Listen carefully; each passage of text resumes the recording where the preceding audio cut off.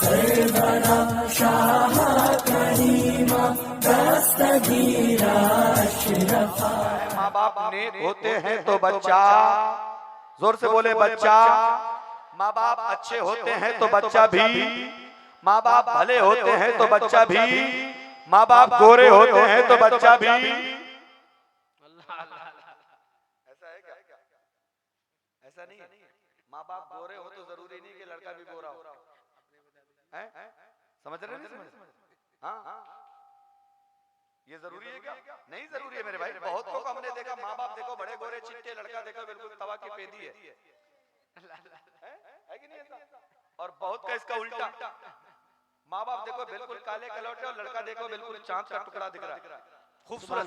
मेरा कहने का मकसद ये नहीं है, कहने का मकसद है कि माँ बाप अगर शरीयत के पाबंद होंगे तो उनका बच्चा भी शरीयत का पाबंद होगा। माँ बाप अगर दीनदार होंगे तो बच्चा भी दीनदार होगा। ये दावा। अच्छा सब दे जाओ, काहे बार बार उठना पड़े, झंझटें खत्म हो जाए। हाँ, ये नौजवानों में जज्बा होता है मेरे भाई। हाँ, लेकिन ये कहीं कहीं गलत जगह ये पैसा उड़ा देते हैं। होता नहीं होता? हाँ, तवज्जो। अब सुने दावा। इकरार भाई दावा याद है? आप भी सुनिए, नफीस भाई आप भी सुनिए। इतने खूबसूरत खूबसूरत लोग हैं, अल्लाह जाने इनके बच्चे कैसे होंगे। मैंने तो देख नफीस भाई की तो शादी नहीं हुई, इकरार भाई की लड़की को मैंने देखा, माशाल्लाह वो भी खूबसूरत है। लड़का तो मैंने अभी देखा नहीं है, आज हो सकता है देखेंगे इंशाल्लाह। जोर से कहते हैं सुभान अल्लाह। माँ बाप नेक होते हैं तो बच्चा नेक होता है। अब आइए जरा तवज्जो करें, कैसे हैं गौसे आजम के माँ बाप। घर में गरीबी का इतना आलम है, 3 दिन हो गया घर में चूल्हा नहीं जला,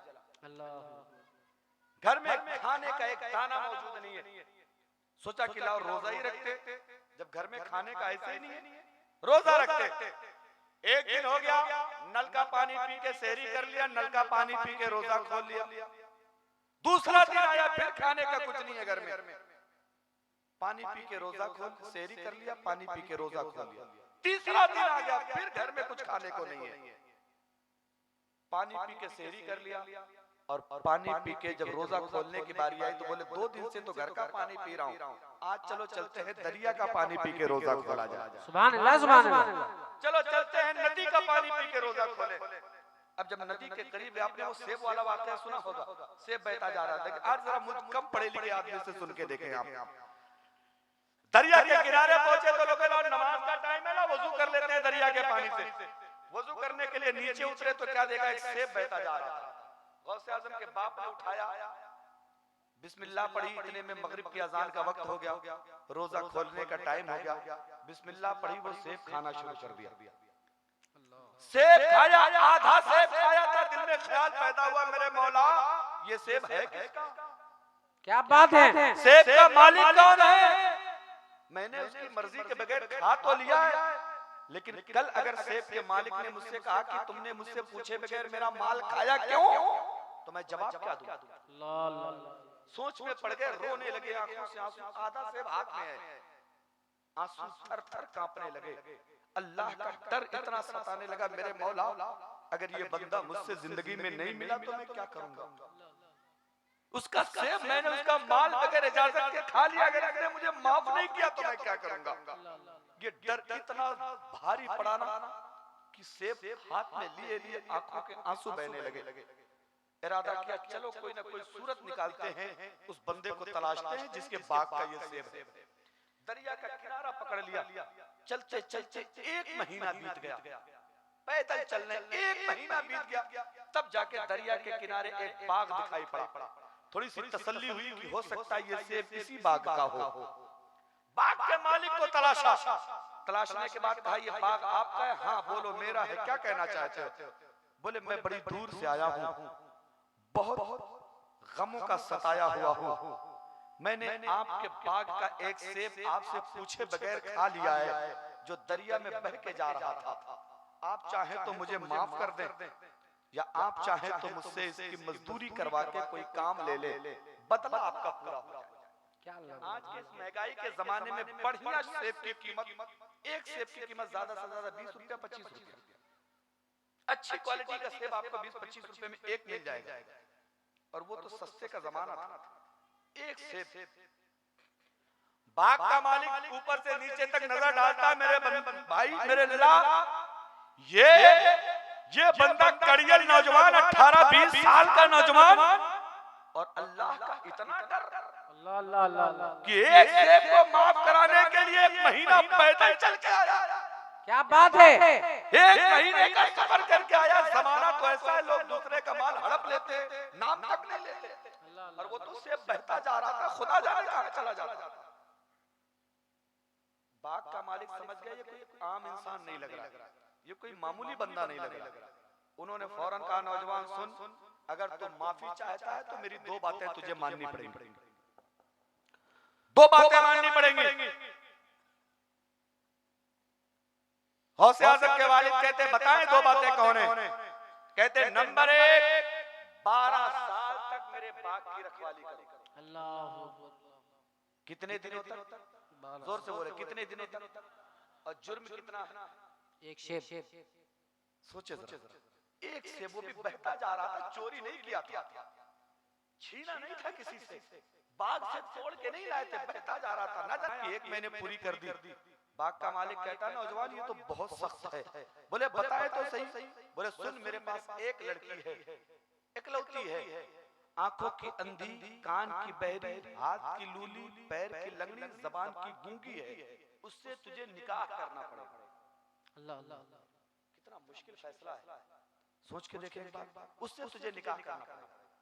अब सोच में पड़ गए, मेरे मौला बीवियां तो घरों के लिए रहमत होती हैं, ये तो मेरे लिए मुकम्मल जहमत है। इसको ले जाके करूंगा, ना हाथ है, ना पैर है, ना मुंह है, ना कान है, कुछ नहीं है, ना आंख है, ले जाके करूंगा क्या इसको? ये है किस काम की? फिर सोचते चलो छोड़ो, एक मान लिया है, माफ करे ना करे, चलो निकल जाते हैं। कौन जाएगा पूरी जिंदगी मुसीबत में डालने? फिर दिल खटकता है और कहता है, अबू साले यहाँ से तो भाग जाओगे, बताओ जरा रब के यहाँ से कहाँ चले जाओगे? क्या बात है, क्या रब से जब सवाल जवाब होगा, रब तुमसे पूछेगा तब कहाँ चले जाओगे? अल्लाह, दिल में दिल को मनाते हैं और कहते हो, अबू साले ये दुनिया की जिंदगी है, मुसीबत झेल लो, कब्र में आराम मिल जाएगा, हश्र में आराम मिल जाएगा, झेल लो ये जिंदगी। क्या बात, दिल पे हाथ रखते हैं और कहते हो, हुजूर मुझे आपकी ये शर्त भी मंजूर है, मुझे आपकी ये शर्त भी मंजूर है। क्या कहने? मेरी बहनों, तुम्हारे सुनने वाली बात है, जरा गौर करना, ये शर्त भी मंजूर है। आज के नौजवान से अगर बता दो, तेरी होने वाली लड़की, तेरी होने वाली बीवी थोड़ा सा तिरछा देखती है, तो पगड़ी उगड़ी फेंक के भागेगा, कहेगा अब्बा तुम्हें करना हो कर लो, हमारे बस का। बोले कहेगा कि नहीं कहेगा? अगर उससे कह दो तेरी होने वाली बीवी थोड़ा सा डिसबैलेंस है, पैर छोटे बड़े हैं, तो कहेगा कि हम ही तुम्हें बेवकूफ में लेते। यहाँ बेटी का बाप बता रहा है, लूली है, लंगड़ी है, बहरी है, अंधी है, तुम्हें निकाह करना पड़ेगा। फिर भी कहते हैं मंजूर है। क्यों? दुनिया राजी रहो ना राजी हो, मुस्तफा राजी हो जाए। क्या बात, राजी हो या ना हो, मेरा खुदा राजी हो जाए। क्या बात। अब जरा तवज्जो करें, निकाह हो गया, निकाह हो गया। अटन्नी चवन्नी आजा, मेरे लाल इधर आजा, यहाँ बैठ जाओ, जाओ। अब जब निकाह हो गया, बीवी कमरे में आई, गौसे आजम के वालिद अपनी बीवी के कमरे में पहुंचे। रात में दरवाजा खटखटाया, अंदर से बड़ी खूबसूरत हसीनो जमील लड़की ने आके दरवाजा खोला, और जैसी दरवाजा खोलती है ना, दरवाजा खोलती है, फट से कहती है अस्सलाम वालेकुम। सुभान अल्लाह, सुभान अल्लाह। ठिठक के खड़े हो गए अपने ससुर को बुला के लाए। आपने गलती से मेरे कमरे में कोई दूसरी लड़की भेज दिया है, उसको भेजिए जिससे मेरा निकाह हुआ है। आपने कहा था मेरी लड़की अंधी है, मैंने देखा उसकी आंखें बड़ी खूबसूरत हैं। आपने कहा था मेरी लड़की बहरी है, मैंने दरवाजा खटखटाया, उसको आवाज चली गई। आपने कहा था मेरी लड़की हाथ की लूली है, मैंने देखा वो दरवाजा पकड़ के खींच रही है। आपने कहा था मेरी लड़की पैर की लंगड़ी है, मैंने देखा वो तो चल के दरवाजे तक आई है। आपने कहा था वो जबान की गूंगी है, मैंने देखा वो मुझसे सलाम कर रही है। आपसे गलती हो गई है, उसको भेजिए जिससे मेरा निकाह हुआ है, या आपने गलती से कोई दूसरी भेज दिया। अल्लाह अल्लाह अल्लाह। और आज हमारा हाल क्या है? 500 का नोट अगर हमने दुकानदार को दिया ना, उसने गलती से, आपने 150 का सामान लिया और गलती से उसने 50 बढ़ा के दे दिया, तो कहते हो जितनी जल्दी हो सके दुकान छोड़ो। अल्लाह अल्लाह, कहीं ऐसा ना हो उसको याद आ जाए 50 रुपया। अल्लाह अल्लाह, ये हमारा मिजाज है और वो हमारे बुजुर्गों का मिजाज था। फरमाते हैं आपसे गलती हो गई है, धोखे से दूसरी लड़की आ गई है मेरे कमरे अल्लाह में, अल्लाह, उसको भेजिए जिससे मेरा निकाह हुआ है। अब बाग के मालिक सर पे हाथ रखते कहते हो मेरे लाल, ओ मेरे बेटे, मैंने तो तेरा इम्तिहान लिया था, मैंने तो तुझे आजमाया था कि तेरे दिल में हकीकत में अल्लाह का डर है कि नहीं है। सुन, मैंने अपनी लड़की को अंधा इसलिए बनाया था, मेरी लड़की ने किसी गैर मर्द को नजर उठा के नहीं देखा है।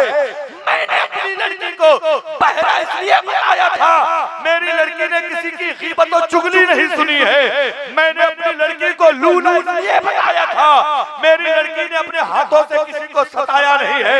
मैंने अपनी लड़की को लंगड़ा इसलिए बनाया था, मेरी लड़की के कदम कभी गुनाहों की तरफ नहीं गए हैं। मैंने अपनी लड़की को गूंगा इसलिए बनाया था, मेरी लड़की ने अपनी जबान से किसी को सताया नहीं है। अब मुझे कहने दो, जब बाप इतना नेक होता है, माँ इतनी पारसा होती है, पैदा होने वाला बेटा गौसे आजम हो जाता है, पैदा होने वाला बेटा अब्दुल कादिर हो जाता है। नारे तकबीर, नारे रिसालत, मसलके आला हज़रत, फैज़ाने आला हज़रत, फैज़ाने गौसे आज़म, शाने गौसे आज़म, करामाते गौसे आज़म। माँ बाप नेक होते हैं तो बच्चा याद है, दावा याद है नहीं याद है? आज आप पढ़िए जिस तरह हम लोग मदरसे में बच्चों को पढ़ाते हैं, जलसे होते ही इसी काम के लिए। आपके छोटे छोटे बच्चे तो मदरसे में जाके पढ़ लेते हैं, उनके माँ बाप कहाँ पढ़ने जाए तो जलसा कराया जाता है ताकि उनको जलसे में दीन सिखाया जाए। तवज्जो, घबरा तो नहीं रहे ना? ईमानदारी से बताइए, मैंने कहा था 15 मिनट मुझे दे दीजिए, 15 तकरीबन हो गए होंगे, 1-2-4 मिनट बाकी है। ईमानदारी से बताइए, जाने का मन हो रहा है? जोर से बोलो, हो रहा है तो जोर से कह दो सुभान अल्लाह। अच्छा, अभी आप सुभान अल्लाह कहने में कंजूसी करिए, मोहल्ला तो बिल्कुल सन्नाटा है। इनके इलाके के नाज़िम साहब जितने बोल रहे हैं वो इतने ही चुप।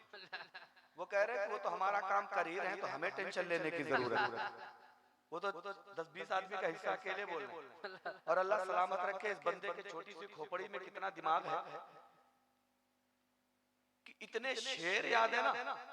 अगर मक्का पुरवा वाले एक एक बंदे को खड़ा खड़ा करके शेर सुना दे, पूरी रात बिता देगा ये बंदा। हाँ, अल्लाह इनके हाफिजे को सलामत रखे, इनको इतना छोटा मत देखो, ये जितने जमीन के ऊपर हैं उतने जमीन के नीचे हैं।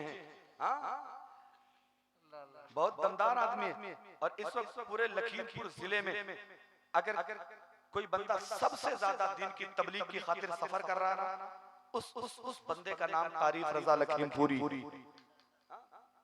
तवज्जो है, नबी की एक हदीस सुनो, सुभान अल्लाह बगैर कहे बोलोगे। नबी फरमाते जब कोई बंदा एक बार मोहब्बत से सुभान अल्लाह कहता है, अल्लाह ताला उस सुभान अल्लाह की बरकत से एक फरिश्ता पैदा फरमाता है। सुभान अल्लाह। आप बोलते रहे ताकि जब तक मैं हदीस पूरी करूं तब तक कई फरिश्ते आपके पैदा हो जाए। एक बार बंदा सुभान अल्लाह कहता है, अल्लाह ताला क्या पैदा करता है? एक फरिश्ता पैदा करता है। अब वो फरिश्ता क्या करेगा? फरिश्ता क्या करता है? अब वो फरिश्ता समंदर में गोता लगाता है, क्या बात, और समंदर से निकलता है तो अपने परों को फड़फड़ाता है, अपने बाजुओं को हिलाता है। अब परों को फड़फड़ाता है तो उसके पर से जितने पानी के कतरे छोटे छोटे गिरते हैं ना, अल्लाह हर कतरे के बदले में एक एक फरिश्ता पैदा फरमा देता है। अब बोलिए ना जोर से सुभान अल्लाह, माशाअल्लाह। हर कतरे के बदले में एक एक फरिश्ता पैदा फरमा देता है। फिर वो सारे फरिश्ते क्या करते हैं?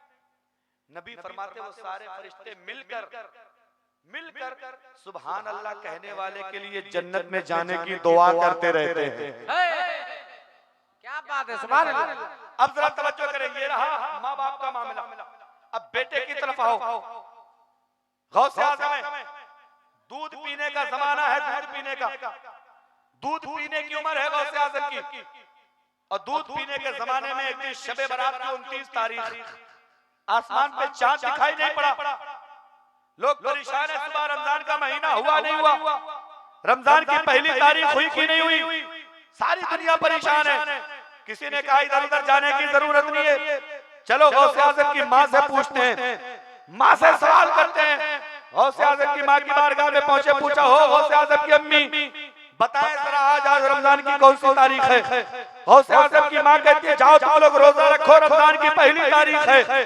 पूछा गया क्या आपने चांद देखा है, आपके घर वालों ने देखा है, आपके खानदान वालों ने देखा है। गौसे आजम की माँ कहती है ओ दुनिया वालों, न चांद मैंने देखा है, न मेरे घर वालों ने देखा है, न खानदान वालों ने देखा है, बल्कि मेरी गोद में चांद का जो ये टुकड़ा खेल रहा है, आज सुबह से इसने दूध नहीं पिया है। मैंने समझ लिया कि रमजान शुरू हो गया है, मैंने समझ लिया कि रमजान शुरू हो गया है। बात वही आ जाएगी, माँ बाप नेक होते हैं तो बच्चा। नारे तकबीर, जोर से बोलिए। जिंदा लोग बोलते हैं गौस के नाम पे, आप भी जिंदा हो और मुर्दा भी बोलते हैं उनके नाम पे। जोर से बोलो नारे तकबीर, नारे रिसालत, बस लगे आला हजरत फैजाने गौसे आजम, करामाते गौसे आजम। क्या कहने हैं, सुभान अल्लाह सुभान अल्लाह। बचपन में गौसे आजम की आदत ये थी, सेहरी का टाइम जब से खत्म होता था तब से लेकर और सुबह फजर, सुबह शाम को मगरिब तक दूध नहीं पीते थे, दूध नहीं पीते थे यार। बचपन इतना शानदार है तो समझो जवानी कितनी शानदार। क्या बात। अब यही गौसे आजम थोड़े से बड़े हो गए ना, अम्मी ने हाथ पकड़ाया, ले जाके मदरसे में बैठा दिया, बेटा पढ़ने जाओ। गौसे आजम पढ़ने लगे। जब उनकी बारी आई ना, जाके उस्ताद के सामने बैठे, उस्ताद ने कहा बेटा पढ़ो औज़ बिल्लाहि मिनश शैतानिर रजीम पढ़ लिया। उस्ताद ने कहा बेटा पढ़ो बिस्मिल्लाहिर रहमानिर रहीम पढ़ लिया। उस्ताद ने कहा बेटा पढ़ो अल्हम्दुलिल्लाहि रब्बिल आलमीन पढ़ लिया। उस्ताद ने कहा बेटा पढ़ो अलिफ लाम मीम, चुप हो गए। औज़ बिल्लाह पढ़ाई पढ़ लिया, बिस्मिल्लाह पढ़ाई पढ़ लिया, अल्हम्दुलिल्लाह पढ़ाई पढ़ लिया, लेकिन बारी आई अलिफ लाम मीम की, चुप हो गए। उस्ताद ने कहा बेटा पढ़ो यही कुरान का पहला पारा है, यहीं से सूरह बकरा शुरू होती है, इसके बाद यही पढ़ा जाता है। गौसे आजम कहते हैं हजरत मुझे भी पता है ये कुरान का पहला पारा है, यहीं से सूरह बकरा शुरू है, यहीं से कुरान शुरू होता है, लेकिन मैं यहाँ से पढ़ने नहीं आया हूँ, मुझे आप 19वां पारा शुरू करा दीजिए। 19वां। सुभान अल्लाह सुभान अल्लाह। उस्ताद परेशान है, कहने लगा बेटा आज पहले दिन तू मदरसे में आया है और कह रहा है 19वां पारा शुरू करा दीजिए। 19वां पारा अभी अभी उस्ताद ये सोच ही रहे थे, गौसे आजम ने कुरान खोल के सामने रखा, पहला पारा ज़बानी सुनाया, दूसरा ज़बानी सुनाया, तीसरा ज़बानी सुनाया, एक एक करके 18 पारा ज़बानी सुनाया। उस्ताद ने कहा बेटा सुनाना बंद कर दे, पहले ये तो बता तूने पढ़ा कब है, तूने ये सीखा कब है। आज पहले दिन मदरसे में आया है और 18 पारा याद करके आया है, बता तो सही कहाँ तूने पढ़ाई करी है। गौसे आजम फरमाते हैं उस्ताद मुकर्रम मेरी माँ की आदत ये थी, सुबह उठती थी, फजर की नमाज पढ़ती थी, फजर की नमाज पढ़ने के बाद रोजाना 18 पारा कुरान की तिलावत करती थी। मैं माँ के पेट में था, सुनते सुनते मुझे भी याद हो गया है, सुनते सुनते मुझे। नारे तकबीर, नारे रिसालत, तशरीह गौसे वाला कॉन्फ्रेंस, करामाते गौसे आजम, खानदाने गौसे आजम, अज़मते गौसे आजम। क्या बात है, सुभान अल्लाह। सुनते सुनते मुझे भी याद आ गया। अब अंदाजा लगाओ, माँ बाप नेक होते हैं तो बच्चा नेक। और आगे बढ़े। गौसे आजम थोड़े से बड़े हो गए। अब चारों तरफ जिसके नाम पे सुनो सिर्फ अब्दुल कादिर। तो जब एक आदमी मशहूर होता है ना तो दूसरे को टेंशन हो जाती है। जी सच्ची बात हो जाती है ना। आपके घर में किसी का कारोबार बढ़िया चलने लगे तो दूसरे को टेंशन। हाफिज इकरार साहब इस इलाके में बढ़िया प्रोग्राम करने लगे तो दूसरे नाथ खां को टेंशन। जी। तारिक रजा भाई लखीमपुर में बढ़िया निजामत करने लगे तो दूसरे नाजिम को टेंशन। आपका पड़ोसी दूसरा बढ़िया घर बनवा ले तो पड़ोसी को टेंशन होता नहीं। आपकी दुकान अच्छी चल रही तो बगल में कोई दुकान खोल ले तो दुकान वाले को टेंशन। इसी तरह जब गौसे आजम का जमाना चला ना, हर आदमी की जबान पे गौसे आजम हो गया तो एक वली साहब को टेंशन हो गई। अल्लाह टेंशन हो गई। मुल्ला जाम उनका नाम है। टेंशन हो गई। टेंशन हुई क्यों? इधर के मुरीद भी सब उधर ही भाग गए। क्या बात है। इनके चाहने वाले भी सब गौसे आजम के कदम में जाके बैठ गए। अब इनको गुस्सा आया, कहा जाओ अब्दुल कादिर से कह दो बड़ा वली बना घूम रहा, मैं उससे मिलने आना चाहता हूँ और मैं शेर पे बैठ के आऊंगा, शेर पे मेरे शेर के लिए जानवर का इंतजाम पहले कर दें तब मैं आऊंगा। अब जाके बताया ना, जैसी बताया गया तो गौसे आजम मुस्कुराने लगे। चाहते तो वही बैठे बैठे गौसे आजम उनकी विलायत छीन लेते, चाहते तो गौसे आजम उनका सारा अख्तियार खत्म कर देते, लेकिन समंदर में जल्दी तूफान नहीं आता, और जब आता है तो फिर बड़ा भयानक ही मंजर हो जाता है। अब आओ जरा देखो, गौसे आजम फरमाते जाओ हजरत से कह दो तशरीफ लाएं, इंतजाम हो जाएगा। अब गए हजरत मुल्ला जाम शेर पे बैठ के आने लगे, खादिम साथ में है, शेर पे बैठ के आ रहे। जितनी दुनिया देख रही है सब हैरान है, सबके सब परेशान है, बाप रे बाप ये कौन सा बंदा है जो शेर पे बैठ के जा रहा है, शेर पे सवार होके जा रहा है। अब जब गौसे आजम के पास पहुंचे तो खादिम से कहा, खादिम इस शेर को छोड़ दो, देखो जानवर बंधा है, जाइए अपनी खुराक पूरी कर ले, मैं चलता हूँ अब्दुल कादिर से मुलाकात करता हूँ। अब हजरत मुल्ला जाम चले हैं गौसे आजम की बारगाह में। ये शेर चला है गाय को फाड़ने के लिए। गौसे आजम की बारगाह में एक दुबला पतला कुत्ता रहता था, गौसे आजम की चौखट पे झूठी हड्डियों को खा के पलता था। उसने सोचा मैंने इस दर का नमक खाया है, मेरे रहते हुए मेरे मालिक के जानवर को कोई तकलीफ पहुंचा दे तो फिर मेरी नमक हलाली कहाँ रह जाएगी, फिर मेरी पहरेदारी कहाँ रह जाएगी। कुत्ते ने सोचा कि चलो अपने मालिक का जानवर बचाया जाए, लेकिन फौरन ही कुत्ते के दिमाग में ख्याल आता है तुम कर भी क्या सकते हो, तुम एक कुत्ता हो वो एक शेर है, एक ही पंजे में तो तुम्हारा काम हो जाएगा, तुम आगे नहीं जीत सकते हो। लेकिन फौरन ही कुत्ते के दिमाग में झटका दिया होगा, अबे तू कमजोर है, इधर मत देख, तेरा मालिक तो बड़ी ताकत वाला है, तेरा आका तो बड़े पावर वाला है। अब वो कुत्ता हिम्मत करके आगे बढ़ता है, एक तरफ शेर चला है जानवर को फाड़ने के लिए, दूसरी तरफ गौसे आजम का कुत्ता चला है शेर को रोकने के लिए। जैसे ही शेर ने छलांग लगाई है कि लाओ जानवर को दबोचा जाए, कुत्ते ने छलांग लगाई है, रास्ते में शेर की गर्दन पकड़ लिया है, लेकिन जमीन पे आ गया है, तड़पता रहा जब तक शेर मर नहीं गया। गौसे आजम के कुत्ते ने उसकी गर्दन छोड़ी ही नहीं है, छोड़ी ही नहीं। नारे तकबीर, नारे रिसालत, बस लगे आला हज़रत जश्न गौसुल वरा कॉन्फ्रेंस, खतीबे हिंदुस्तान, हक़्क़े खिताबा, क्या कहने बाबा, सुभान अल्लाह सुभान अल्लाह। शेर मर गया ना, फिर कुत्ता जाके गौसे आजम की चौखट पे हाथ फैला के बैठ गया। जब वली साहब मुलाकात करके बाहर निकले, जब वली साहब मुलाकात करके बाहर आए तो खादिम से कहते हैं जानवर ला। वो रोने लगा, हुजूर जानवर लाऊं कहां से, जरा जानवर का हाल तो देख ले, जानवर की खैरियत तो देख ले, वो तो खून में मरा पड़ा है। अब वली साहब ने देखा तो बिल्कुल बिगड़ गए, बोले किसने मारा? खादिम ने कहा हुजूर किसी बंदूक वाले का काम नहीं है, किसी तीर तमंचे वाले का काम नहीं। बोले फिर किसने मारा? बोले ये देखें, ये गौसे आजम की चौखट पे जो दुबला पतला कुत्ता है ना, आपके शेर का दम इसी ने निकाल दिया है, इसी ने आपके शेर का हाल खराब कर दिया है, इसी ने आपके शेर की जान ले ली है। अब वली साहब आए थे, उल्टे कदम गौसे आजम की बारगाह में हाजिर हो गए, कहने लगे हुजूर जब आपके दर का कुत्ता इतनी ताकत रखता है कि जंगल के बादशाह शेर को मार सकता है, तो जब कुत्ते की ताकत का आलम है तो फिर मालिक की ताकत का आलम क्या होगा? आला हजरत फरमाते हैं क्या दबे जिससे हिमायत का हो पंजा तेरा, शेर को खतरे में लाता नहीं कुत्ता तेरा। वाह क्या मर्तबा ए गौस है बाला तेरा, ऊंचे ऊंचों के सरों से कदम आला तेरा। सुभान अल्लाह सुभान अल्लाह, जिंदाबाद जिंदाबाद, क्या कहने। और आगे बढ़े, घबरा तो नहीं रहे ना, थोड़ा सा और सुन ले, मोहब्बत से कहते हैं सुभान अल्लाह। गौसे आजम का चर्चा और बढ़ गया तो कुछ लोग आए कि लाओ इनको चेक कर है कुछ दम दुरूद या खाली ऐसे ही चल रहा है काम, खाली हुआ पहला। बोले चेक कैसे करना? बोले एक नौजवान को कफन पहना दो और एक बुड्ढे को उसका बाप बना दो, 10-20 नौजवान उसके नातेदार रिश्तेदार बन जाए, उसको जनाजे की चारपाई पे लाद के लेके चलो बगदाद। गौसे आजम से कहे कि हुजूर जनाजे की नमाज पढ़ा दो। अगर वो जनाजे की नमाज पढ़ा दे तो हम लोग समझ जाएंगे ये जानते कुछ नहीं, खाली हवा बना है, वरना जिंदे की नमाज कौन पढ़ाता है? ये सोच के लेके गए और उसको समझाया सुन, जब गौसे आजम पहली बार कहे अल्लाह हू अकबर तो हाथ हिलाना, जब दूसरी बार कहे अल्लाह अकबर तो सर हिलाना, जब तीसरी बार कहे अल्लाह अकबर तो पैर हिलाना, जब चौथी बार कहे अल्लाह अकबर तो उठ के बैठ जाना।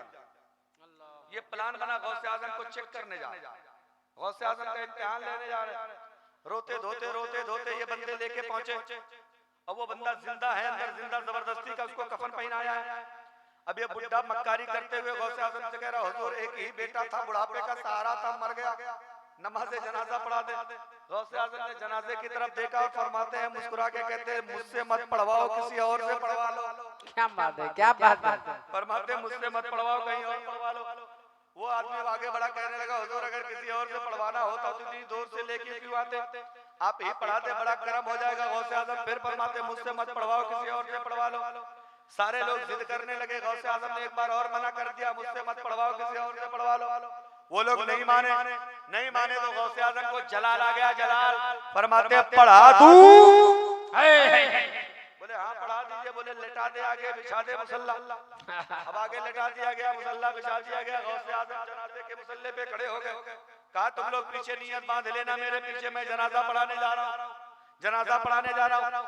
अब गौसे आजम ने नियत क्या की, नियत की मैंने नमाजे जनाजा की। और जिसकी नियत गौसे आजम जनाजे की कर ले वो तो जिंदा हो ही नहीं सकता, वो तो जिंदा रह ही नहीं सकता। क्या बात है। अब्दुल कादिर ने नियत कर ली है नमाजे जनाजा की, नमाजे जनाजा की नियत कर ली। अब ये लोग उसकी हाथ की तरफ देख रहे हैं। गौसे आजम ने पहली बार कहा अल्लाहु अकबर, अब ये लोग उसके हाथ की तरफ देख रहे हैं। हाथ तो इसने हिलाया नहीं, हाथ तो इसका हिला ही नहीं। फिर सोचा अच्छा चलो जनाजे की चारपाई पे लेटा है, कफन पहन के लेटा है, भूल गया होगा, डर गया होगा, इसलिए इसने हाथ नहीं हिलाया। इतने में गौसे आजम ने दूसरी बार कह दिया अल्लाहु अकबर, सर भी नहीं हिलाया उस बंदे ने। अब इनकी टेंशन बढ़ने लगी, यार हम तो आए थे अब्दुल कादिर की मजाक बनाने, यहाँ तो हमारी ही बनने वाली है। हम तो आए थे गौसे आजम को इम्तिहान लेने, यहाँ तो हम ही इम्तिहान में पड़ गए। इतने में गौसे आजम ने तीसरी बार कह दिया अल्लाहु अकबर, अल्लाह अल्लाह। पैर भी नहीं हिला, पैर भी नहीं हिला।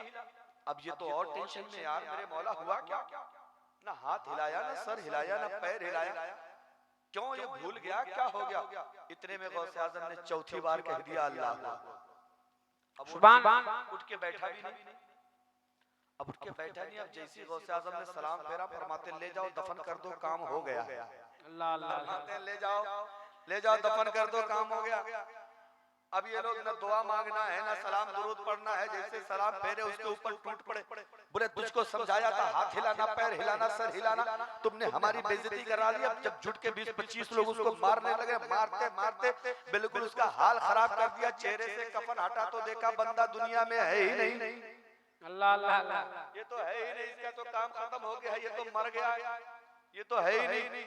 गौसे आजम चले गए थे, ये लोग रोने पीटने लगे, हाय तौबा, हाय तौबा, हम तो इसको जिंदा लेकर आए थे। गांव में अगर मुर्दा लेके जाएंगे तो गांव वाले मारते मारते कबाब बना डालेंगे, ये होगा क्या। बहुत रोने लगे, बिलबिलाने लगे, तड़पने लगे। चलो अब्दुल कादिर को खोजा जाए, अभी वक्त है, उससे माफी मांग लो, और अगर वो माफ कर देंगे तो ही काम बनेगा, वरना ये तो गया काम से, गया काम से, गया काम से। अब गौसे आजम को तलाशने लगे, तलाशते पहुंचे तो वो बुढ़ा जो अभी मक्कारी कर रहा था कि हजरत जनाजे की नमाज पढ़ा दे, गौसे आजम के कदमों पे गिर गया, कहने लगा हुजूर हम तो समझे ही नहीं थे कि आप जनाजा पढ़ा देंगे तो बंदा मर जाएगा। हम तो आपका इम्तिहान लेने आए थे, हम तो आपको चेक करने आए थे, हम तो आपका टेस्ट करने आए थे। गौसे आजम फरमाते हैं दुनिया वालों कान खोल के सुन लो, अल्लाह ने मुझे इतनी ताकत अता फरमाई है, मैं अगर चाहूं मुर्दा जिंदा हो जाता है, और मैं चाहूं तो अल्लाह जिंदों को मौत अता फरमा देता है। अल्लाह ने मुझे दोनों पावर अता फरमाया। क्या बात है, जिंदाबाद जिंदाबाद। गलती हो गई, माफ कर दे। अच्छा नबी के घराने की आदत ये है किसी को तड़पाते नहीं, उसे माफ कर देते हैं। हक है। चलो चल के देखते हैं क्या मामला। जाके वहां देखा तो उसका हुलिया बिगड़ा पड़ा है, मारते मारते ये लोग उसको बिछौना बना डाले, कफन फटा पड़ा है, मुंह टूटा पड़ा है, इधर उधर बिखरा पड़ा है। कहने लगे ये तुमने क्या किया। बोले हमको गुस्सा आ गया हजरत, न इसने हाथ हिलाया, न पैर हिलाया, न सर हिलाया, इसीलिए हम लोग इसको बहुत पीट डाले हैं। लेकिन जब कफन हटा तो देखे मर गया है। हजरत कुछ करम फरमाए, गौसे आजम करीब गए, उसके पैरों में ठोकर मारी, इरशाद फरमाते हैं कुम बेइज़्निल्लाह, कुम बेइज़्निल्लाह, ऐ मुर्दे अल्लाह के हुक्म से खड़ा हो जा, कसम खुदा की ठोकर मारना था। मरा हुआ नौजवान उठ के खड़ा हो गया है, मरा हुआ नौजवान उठ के खड़ा हो गया है। सारे लोग गौसे आज़म के कदमों में गिर गए और कहने लगे हुजूर, जब बगदाद के गुलाम मुस्तफा की ये शान है तो मदीने के मुस्तफा की शान क्या होगी, मदीने वाले आका की शान क्या होगी। तभी तो कहते हैं जब उनके गदा भर देते हैं शान ज़माना की झोली, हमें मुहताज का जब ये आलम है, मुख्तार का आलम क्या होगा। मसलके आला हज़रत जश्न गौसे वाला कॉन्फ्रेंस हक़ खिताबा, क्या कहने सुभान अल्लाह। तवज्जो है, सलाम पढ़ो, इजाजत है, इजाजत नहीं है, मतलब तकरीर करने की इजाजत खत्म। अच्छा, तकरीर करने की, सलाम पढ़ने की, जोर से बोल दे, जोर से बोल दे सुभान अल्लाह। घबरा तो नहीं रहना, ईमानदारी से बताओ, इजाजत है। चाचा कहीं गुस्सा हो गया क्या? अच्छा, जरूरत से जा रहे हैं तो जल्दी आइए। तवज्जो, सुनो, एक मौलाना साहब गए तकरीर करने, इकरार भाई तकरीर करने के लिए गए ना, सुबह सुबह लोग कहते हैं ना घर वालों से, भाई इजाजत दो चलता हूँ। तो मौलाना साहब भी घर से बाहर निकले, घर वाले से कहते हैं भाई इजाजत दो चलता हूँ। तो बेचारा बहुत कम पढ़ा लिखा था, जल्दी से दौड़ के घर चला गया। बीवी से कहता है देखो मौलाना साहब वहाँ रोड पे खड़े होके इजाजत मांग रहे हैं, जल्दी से देखो कहीं इजाजत हजरत की घर ही में तो नहीं छूट गई। अल्लाह अल्लाह। अब बीवी भी बेचारी उतने पढ़ी लिखी थी जितने मियाँ साहब थे, इजाजत ढूंढने लगी। जब इजाजत हो तब तो मिले। आया, कहने लगा हजरत नहीं मिल रही है, नहीं मिल रही है। इतने में हजरत ने फिर कह दिया भाई इजाजत दो चलता हूँ। फिर दौड़ के गया, कहा बीबी तुम भी लग जाओ, बच्चों तुम भी लग जाओ, खुद भी लग गया। ढूंढ रहा है इजाजत, मार पसीना पसीना हो गया, लेकिन इजाजत, जोर से बोले इजाजत नहीं मिली, इजाजत नहीं मिली। आया, हाँफते कांपते आया, इतने में मौलाना साहब ने फिर कह दिया भाई इजाजत दो चलता हूँ। हाथ जोड़ के खड़ा हो गया, हजरत नहीं, वो नहीं मिल रही है, कहीं गायब हो गई है घर में, नहीं मिल रही है। मौलाना साहब ने सर पे हाथ रखा, कहा हाय रे मेरे बाप, मैं ये कहना चाहता था कि मैं घर जाना चाहता हूँ, मुझे जाने दे। बोले हजरत दिमाग तो खराब किया ना, जब यही कहना था तो इतना दौड़ाया क्यों, सीधे सीधे कह देते। हाँ, तो अगर ये वाली आप इजाजत मुझे दे रहे हैं तो अपने पास रखे रहिए, इस इजाजत की मुझे जरूरत नहीं है। और अगर सच में गौसे आजम का जिक्र सुनना चाहते हैं तो हाथों को उठा के गौसे आजम के नाम पे कह दो सुभान अल्लाह। माशाअल्लाह। चादर उधर से हाथ निकाल लो, वरना गौसे आजम चाहेंगे तो चादरें चोरी हो जाएगी। मजाक नहीं कर रहा हूँ, बताऊं आपको, सुनो। चादर की एक बात बताओ, गौसे आजम इसी तरह चादर कंधे पे रख के चलते थे और बहुत कीमती चादर इस्तेमाल करते थे। एक दिन एक चोर को कुछ नहीं मिला तो बोले आज इनकी चादरें लेके भागते हैं, लाओ गौसे आजम की चादर ही चोरी करते हैं। अब गौसे आजम आगे आगे, चोर पीछे पीछे, मौका नहीं मिल रहा है, कब खींचे कब भागे। एक जगह सुनसान जगह आई, लपक के पहुंच गया गौसे आजम की चादर खींचने के लिए। अब गौसे आजम आगे है, चादर पीछे से पकड़ लिया, अब खींच के झटका मार के भागने ही वाला था ना, इधर पीछे से उसने चादर पकड़ी, आगे से गौसे आजम ने हाथ रब की बारगाह में उठा दिया। गौसे आजम ने हाथों को रब की बारगाह में उठा दिया। क्यों उठाया कि गौसे आजम देख रहे पीछे कोई बंदा चादर के पीछे पड़ा है। क्यों गौसे आजम फरमाते हैं मैं जिस तरह आगे देखता हूँ उसी तरह पीठ के पीछे भी देखता हूँ। उसने चादर पकड़ी है, चोरी करके भागना चाहता था। गौसे आजम ने हाथों को रब की बारगाह में उठाया और फरमाते हैं ऐ परवरदिगारे आलम, तेरे इस बंदे ने दुनिया में मेरा दामन थाम लिया है, मौला कयामत तक इसके हाथ से मेरा दामन छूटने ना पाए, कयामत तक इसके हाथ से मेरा दामन छूटने ना पाए। अब चोर चादर पकड़े खड़ा है, मेरे मौला मैं तो आया था चोरी करने, ये बाबा मेरे लिए दुआ मांग रहे हैं, इन्होंने देखा कब कि मैं चोर हूँ, इनको पता कैसे चला कि मैंने चादर पकड़ी है। गौसे आजम से कहता है हजरत मैं तो चोर हूँ, चोर आपकी चादर चुराने आया था और आपने दामन समझ लिया है। गौसे आजम फरमाते हैं ऐसा हो ही नहीं सकता, जो मेरे दामन को पकड़ ले वो चोर था। जा मैंने तुझे अल्लाह का वली बना दिया है, मैंने तुझे अल्लाह का वली बना दिया। क्या कहने हैं, बाबा बाबा जिंदाबाद जिंदाबाद। इसलिए चादर उधर संभाल के बैठो, महफिल गौसे आजम के जोर से कह दो, जोर से बोल दो सुभान अल्लाह। माशाल्लाह। गौसे आजम है, बीमार हो बीमार। अभी हमारे कोई भाई थे, उन्होंने बीमारी के लिए सुनो, एक बीमारी की बात सुनाओ गौसे आजम की। गौसे आजम है ना, एक बंदा था, उसकी अम्मा 12 साल से बीमार। अल्लाह, कितने दिनों से? 12 साल। जोर से बोलो। 12 साल से बीमार। बहुत इलाज कराया, अम्मा अच्छी नहीं हुई। एक दिन किसी ने बताया भैया बगदाद चले जाओ, वहां एक बाबा रहते हैं अब्दुल कादिर जिलानी के नाम से, उनके पास चले जाओ और उनसे कुछ ले आओ। ये दौड़ के चला गया। हजरत अम्मा बीमार है, कहने लगे बीमार है तो बता क्या चाहता है, क्या चाहता है? उसने कहा हुजूर दुआ कर दे, अम्मा ठीक हो जाएगी। गौसे आज़म फरमाते जा ठीक हो जाएगी, जा चला जा घर ठीक हो जाएगी। कहने लगा हजरत यही तो सबने कहा है, सारे डॉक्टरों ने हकीमों ने यही कहा है कि ठीक हो जाएगी, ठीक हो जाएगी। लेकिन आज आप बताइए कितने दिन में ठीक होगी? अब ऐसे नहीं चलेगा काम, कंफर्म कीजिए कितना दिन लगेगा ठीक होने में। 12 साल से बीमार है तो कम से कम 12 महीना तो लगेगा ना। गौसे आज़म फरमाते 12 महीना तो छोड़, 12 हफ्ता नहीं लगेगा, 12 हफ्ता नहीं लगेगा। कहने लगा हजरत कैसी बातें करते, 12 साल से माँ बीमार है, आप कह रहे 12 हफ्ता नहीं लगेगा।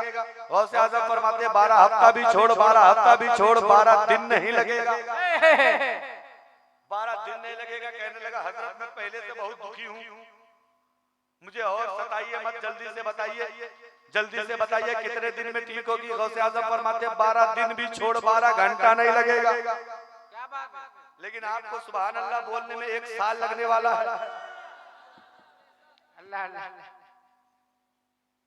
12 घंटा नहीं लगेगा। कहने लगा हजरत कैसी बात कर रहे हैं आप, 12 साल से अम्मा बीमार है, आप कह रहे 12 घंटा नहीं लगेगा। गौसे आज़म मुस्कुरा के कहते हैं चल 12 घंटा भी छोड़, 12 मिनट नहीं लगेगा। सुभान अल्लाह, सुभान अल्लाह। अब कहने लगा हजरत कैसी बातें आप बहकी बहकी कर रहे हैं, 12 साल से माँ बीमार है, आप कह रहे 12 मिनट नहीं लगेगा। गौसे आज़म फिर मुस्कुराए और फरमाते 12 मिनट भी छोड़, 12 सेकंड नहीं लगेगा, 12 सेकंड नहीं लगेगा। कहने लगा हजरत जल्दी से नुस्खा बताए, 2 सेकंड से नीचे तो होते नहीं।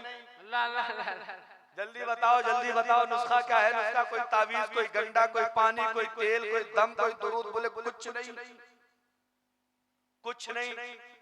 कहने लगा हजरत कुछ नहीं तो अम्मा ठीक कैसे होगी? ना कुछ पिलाना है, ना पहनाना है, ना लगाना है, ना सुनाना है, फिर अम्मा ठीक कैसे होगी? बोले बस चला जा, माँ को उठा के बैठा ले, माँ को सीने से लगा ले और माँ के कान में इतना कह देना जल्दी से भाग जाओ, मुझे गौसे आज़म ने भेजा है, जल्दी से भाग जाओ, मुझे अब्दुल कादिर ने भेजा है। अब इस बंदे ने दौड़ लगाई, माँ के कदमों में पहुंच गया, अम्मा उठो तुम्हारे लिए नुस्खा लेकर आया हूँ। माँ कहने लगी ला बेटा, अब कौन सा टेबलेट है, कौन सा कैप्सूल है, कौन सा सिरप है, कौन सा माजून है, कौन सा गंडा है, कौन सा तावीज़ है? बेटा कहने लगा अम्मा ना टेबलेट है, ना माजून है, ना कुछ है, ना कुछ है, ना कुछ है। फिर अम्मा बोलने लगी बता तो सही फिर क्या लेकर आया है? गौसे आज़म की बारगाह से आने वाला ये बंदा कहता है मेरी माँ उठ जा। माँ को सहारा दे के उठाया, सीने से लगाया, माँ के कान में कहता है, माँ के कान में कहता है जल्दी से भाग जाओ, मुझे गौसे आज़म ने भेजा है, जल्दी से भाग जाओ, मुझे अब्दुल कादिर ने भेजा है। कसम खुदा की इतना जुमला अदा करना था, इतनी बात कहनी थी। वो माँ जो 12 साल से बीमार थी उठ के खड़ी हो गई, उठ के खड़ी हो गई, अपने कदमों पे चलने लगी, बेटे को सीने से लगाया और कहती है मेरे लाल जिसके नाम में इतना दम है उसकी जात में कितना दम होगा, उसकी पूरी जात में कितना दम होगा। ऐ परवरदिगार आलम जिसके नाम में इतना पावर है उसकी पूरी जात में कितना। नारे तकबीर, नारे रिसालत, मसलके आला हज़रत, जश्न गौसे वरा कॉन्फ्रेंस, करामाते गौसे आज़म, यादगारे गौसे आज़म, गुलामाने गौसे आज़म। क्या कहने, सुभान अल्लाह। अम्मा कहने लगे बेटा चल जरा उनको देखें तो वो है कौन जिनका नाम लेते ही मैं ठीक हो गई। अल्लाह गए कदमों में गिर गई, माँ कहने लगे हुजूर शिफा दे दिया है तो फिर मुरीद भी बना लीजिए, वाह वाह वाह वाह, मुरीद बना लीजिए, मुरीद बना लीजिए। मुरीद बना दिया गौसे आज़म ने। माँ बेटे वापस आने लगे तो अम्मा कहती है बेटा जरा हजरत से पूछ बीमारी कौन सी थी, मर्ज तो पूछ ले कौन सी बीमारी थी मुझे। गया कहने लगा हजरत अम्मा की बीमारी तो बता दे। बोले तेरी माँ बीमार थी ही नहीं। अल्लाह अल्लाह, अब उसको और टेंशन हो गया, बोले हजरत आप कह रहे हो बीमार नहीं थी, डॉक्टरों ने दवा खिला खिला के बिल्कुल मरीज बना दिया, कोई 6 महीने का कोर्स, कोई 3 महीने का कोर्स, कोई साल भर का कोर्स, और आप कह रहे बीमार ही नहीं थे, फिर क्या था? गौसे आजम फरमाते तेरी माँ को एक काला जिन्न परेशान करके रखा था, जिसने तेरी माँ को 12 साल से बीमार बना दिया था। जा, आज तूने अपनी माँ के कान में मेरा नाम ले लिया है, अब कभी तेरी माँ के करीब कोई जिन्नात आ ही नहीं सकता है। ओ मेरे भाइयों, जरा एक बात बताओ, जहाँ गौसे आजम का नाम ले लिया जाए वहाँ से जिन्नात भाग जाता है, तो जिस घर में गौसे आजम की फातिहा हो जाए वहाँ से बलाएं भाग जाया करती है, वहाँ से परेशानियां दूर हो। सुभान अल्लाह, सुभान अल्लाह, क्या कहने हैं, जिंदाबाद जिंदाबाद। ये 11वीं करी, हमारे क्या नाम है भाई का? हाँ, फैयाज भाई। अच्छा, इन्होंने 11वीं करी है। अब 11वीं का एक फायदा सुन लो, आज इन्होंने करी है, अगले साल तुम भी करने लगोगे, सुनोगे तो मोहब्बत से कह दो सुभान अल्लाह। 11वीं मनाने वालों सुनो, गौसे आजम के जमाने में एक बंदा था ना, उसने वो हर साल गौसे आजम की 11वीं करता था। अच्छा, एक बात सुनो, 11वीं करने के लिए जरूरी नहीं कि बकरा काटो, मुर्गा काटो, उधार पैसा लेके गोश्त लाओ, कुछ नहीं। अल्लाह तौफीक दिया है तो एक नहीं 2-4 बकरे काटो, अल्लाह ने तौफीक दिया है तो मुर्गे पे मुर्गा काट के लोगों को खिलाओ, अल्लाह ने तौफीक दिया है तो जितना बड़ा लंगर हो सकता है करो, अल्लाह ने अगर तौफीक नहीं दिया है तो अपने बच्चों को कुछ अच्छा पका के खिला दो। अगर उतनी भी तौफीक नहीं है तुम्हें, तो जो खाना तुम्हारे घर पे रोज पकता है, दाल चावल सही, सब्जी रोटी सही, चटनी रोटी सही, साग रोटी सही, जो खाना तुम्हारे घर पे रोज पकता है उसी पे गौसे आजम की फातिहा पढ़ लो। गौसे आजम को तुम्हारी दौलत नहीं, तुम्हारी नियतों की जरूरत है। सुभान अल्लाह, सुभान अल्लाह, क्या कहने हैं। गौसे आजम तुम्हारा मुर्गा बकरा खाने नहीं आएंगे, वो तो देखते हैं बंदा किस नियत से कर रहा है। दिखावा तो नहीं है, रियाकारी तो नहीं है, मक्कारी तो नहीं दिखा रहा, अपने दौलत का नशा तो नहीं इसके ऊपर छाया हुआ है। और अगर इस नियत से करे तो मुर्गा बकरा तुम्हारे मुंह पे मारा जाएगा कब्र में, और अल्लाह फरमाएगा जा, तूने 11वीं करी थी, लोग तुझे बड़ा सखी मान ले, दुनिया में लोगों ने कह दिया अब आखिरत में कुछ मिलने वाला नहीं है, 0 बटा सन्नाटा, समझे। और जो मोहब्बत से 11वीं करता उसका इनाम देखो, मोहब्बत से कह दो सुभान अल्लाह, सुभान अल्लाह। फैयाज भाई आज खुश होंगे ये बात सुन के कि इन्होंने जो पैसा लगाया ना ये बेकार नहीं जा रहा। सुनो, गौसे आजम के जमाने में एक बंदा बहुत अच्छे से 11वीं करता था, हर साल करता था, बड़ी मोहब्बत से करता था। एक साल उसने अपनी बीवी को बुलाया और कहने लगा मोहतरमा सुनो, अगर मैं 11वीं के दिन मर जाऊं तो तुम क्या करोगी? बीवी रोने लगी, कहने लगी हुजूर ऐसा ना कहें आप। बोले नहीं, बताओ तो सही क्या करोगी, तुम क्या करोगी अगर मैं मर गया 11वीं के दिन? माँ कह वो बीवी कहने लगी जो दुनिया करती है वही मैं करूंगी, आपके कफन दफन का इंतजाम करूंगी, दोस्तों अहबाब में, भाई भाईदार में, नातेदार रिश्तेदार में आपके जनाजे की खबर भेजूंगी, आपका कफन खरीदवाऊंगी, आपके लिए कब्र खुदवाऊंगी। और क्या किया जाता है? वो बंदा कहने लगा ना ना मेरी मोहतरमा ना, ऐसा नहीं करना है तुमको, अगर मैं 11वीं के दिन मर जाऊं तो मेरा जनाजा घर में छुपा देना, पहले गौसे आजम की 11वीं मना लेना, फिर मेरे कफन दफन का इंतजाम करना। वाह वाह वाह वाह वाह वाह। मोहब्बत देखो, मोहब्बत, अकीदत देखो, अल्लाह का करम देखो, अल्लाह का करिश्मा देखो, खुदा की कुदरत देखो। आने वाले 11वीं के दिन ही उस बंदे का इंतकाल, बंदा दुनिया छोड़ के चला गया। एक तरफ तो बीवी आंसू बहा रही कि शौहर चला गया, दूसरी तरफ शौहर की वो बात दिमाग में खटक रही कि उन्होंने कहा था जनाजा छुपा देना, 11वीं मना लेना। अब करें क्या, जनाजे का इंतजाम करें या 11वीं मनाएं? सोच में पड़ गई, लेकिन अक्ल ने यह फैसला किया अब तो शौहर को जाना था, गए, कम से कम जाते जाते उनकी आखिरी बात को हम मान ले, आखिरी नसीहत पे अमल तो कर ले। अब उन्होंने जनाजे को घर में छुपा दिया और गौसे आजम की 11वीं का खाना बनाने में लग गई। आस पड़ोस में, भाई भाईदार में लोगों में दावतें बांट दी गई, दोस्त अहबाब को बुलावा भेज दिया गया, खाना तैयार हो गया, गौसे आजम की फातिहा पढ़ ली गई। फातिहा पढ़ने के बाद अब वो खाना तैयार हो गया है, खाना लोगों ने खाना शुरू कर दिया, आते रहे, खाते रहे, जाते रहे, आते रहे, खाते रहे, जाते रहे। जब आखिरी वक्त आया तो एक औरत का बयान है, औरत कहती है कि मेरे दस्तरखान पे अल्लाह का कोई नेक बंदा आके बैठ गया, मैंने उन्हें दावत नहीं दी, मैं उन्हें जानती नहीं थी, मैंने उन्हें पहचाना नहीं, मुझे उनके बारे में कुछ भी पता नहीं, वाकई मेरे दस्तरखान पे बैठ गए, मुझसे खाना मांगा, मैंने उनको खाना दे दिया। खाना देने के बाद वो कहते हैं मेहमान तो आ गए, घर का मेजबान कहाँ है? क्या कहने हैं, मेहमान तो यहाँ आ गए, मेजबान कहाँ है? औरत ने कहा हुजूर वो कहीं गए होंगे, बाहर आके खाना खा लेंगे, आप खा लीजिए। लेकिन वो अल्लाह के नेक बंदे कहते जब तक घर का मालिक आएगा नहीं तब तक मैं खाना क्या बात। अब तो औरत परेशान हो गई, ये तो लग रहा है राज खुल जाएगा मेरा। उनको इशारे से किनारे बुलाया, कहती हुजूर ये मेरा राज है जो मैं जानती हूँ, मेरा रब जानता है। आज ही सुबह मेरे शौहर का इंतकाल हो गया। शौहर की वसीयत ये थी मैं मर जाऊं तो जनाजा छुपा देना, 11वीं मना लेना। खुदा के वास्ते आप ये मेरा राज न खोले, आप ये मेरी किस्मत का मजाक ना बनाएं, मेरी गुर्बत का तमाशा ना करें। मेरा खाना पका तैयार है, अगर आप इस बात को बता देंगे तो खाना धरा का धरा रह जाएगा, मेरे शौहर की आखिरी नसीहत पे अमल नहीं हो पाएगा। उन्होंने कहा मामला क्या है? औरत ने पूरी बात बताई।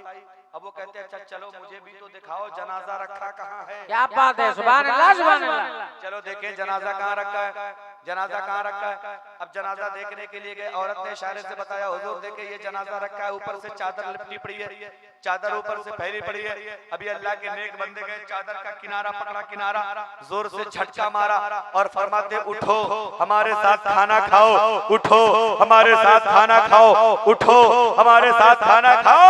इतना कहना था, सुबह का मरा हुआ बंदा जिंदा हो गया है, जिंदा हो गया है। जाके उनके साथ बैठ के खाना खाया है कि खाना खिलाने के बाद वो साहब वापस चले गए। अब बीवी दौड़ के आई, शौहर से कहने लगी हुजूर जरा बताए तो सही, ये पूरा मामला समझ में नहीं आ रहा है, बड़े चक्कर में पड़ी हूँ, बड़ी उलझन हो गई है। आपका सुबह इंतकाल हो गया था, ये आने वाला है कौन, आपको जिंदगी देने वाला है कौन? मैं तो इनको जानती नहीं, मैंने इनको बुलाया नहीं था, मैंने इनको दावत भी नहीं दी थी, ये कौन थे? बीवी शौहर कहता है कि जाओ जरा तुम काम धाम निपटा लो, फिर मैं तुम्हें सुकून से बताता हूँ ये कौन था, ये किसने मुझे जिंदगी अता फरमाई है। वो कहने लगी काम तो होता रहेगा, पहले आप मेरी उलझन को दूर कर दे, ये आखिर था कौन जिसने आपको जिंदा कर दिया है? शौहर कहता है मेरी बीवी तुम्हें पता नहीं है, अरे यही तो 11वीं वाले बाबा गौसे आज़म है, यही तो 11वीं वाले बाबा बड़े पीर है, बड़े पीर है, जिनकी तुम फातिहा दिला रही हो, तुमसे खुश होकर तुम्हारे मरे हुए शौहर को जिंदगी अता फरमा दिया है, मरे हुए शौहर को जिंदगी अता फरमा। नारे तकबीर, हाथ उठा के बोलिए, इतनी बड़ी करामत सुन के हाथ उठाइए। नारे तकबीर, नारे रिसालत, मसलके आला हज़रत, जश्न गौसे वरा कॉन्फ्रेंस, करामाते गौसे आज़म, मोहब्बते गौसे आज़म, गुलामाने गौसे आज़म, सरजमीने मक्का पुरवा। क्या कहने, सुभान अल्लाह सुभान अल्लाह। आप ईमानदारी से बताओ, जो गौसे आज़म इतनी ताकत रखते हैं, क्या हम गरीबों की गुर्बत नहीं दूर कर सकते? बेशक जोर से बोल दो, जोर से बोल दो सुभान अल्लाह। जरूर कर सकते हैं, लेकिन शर्त है कि मोहब्बत से 11वीं करके तो देखो, सुभान अल्लाह, 11वीं करके तो देखो मोहब्बत से। हाँ, दिखावा मत करो, जितने में कर सकते हो उतने में करो। और ये भी याद रखो कोई जरूरी 11वीं इसी महीने में करो, इस महीने में अगर तुम्हारा इंतजाम ना हो पाए तो अगले महीने में कर लो, उसके बाद कर लो, जिस दिन भी चाहोगे पूरे साल में, जिस दिन चाहोगे गौसे आज़म की 11वीं हो जाएगी।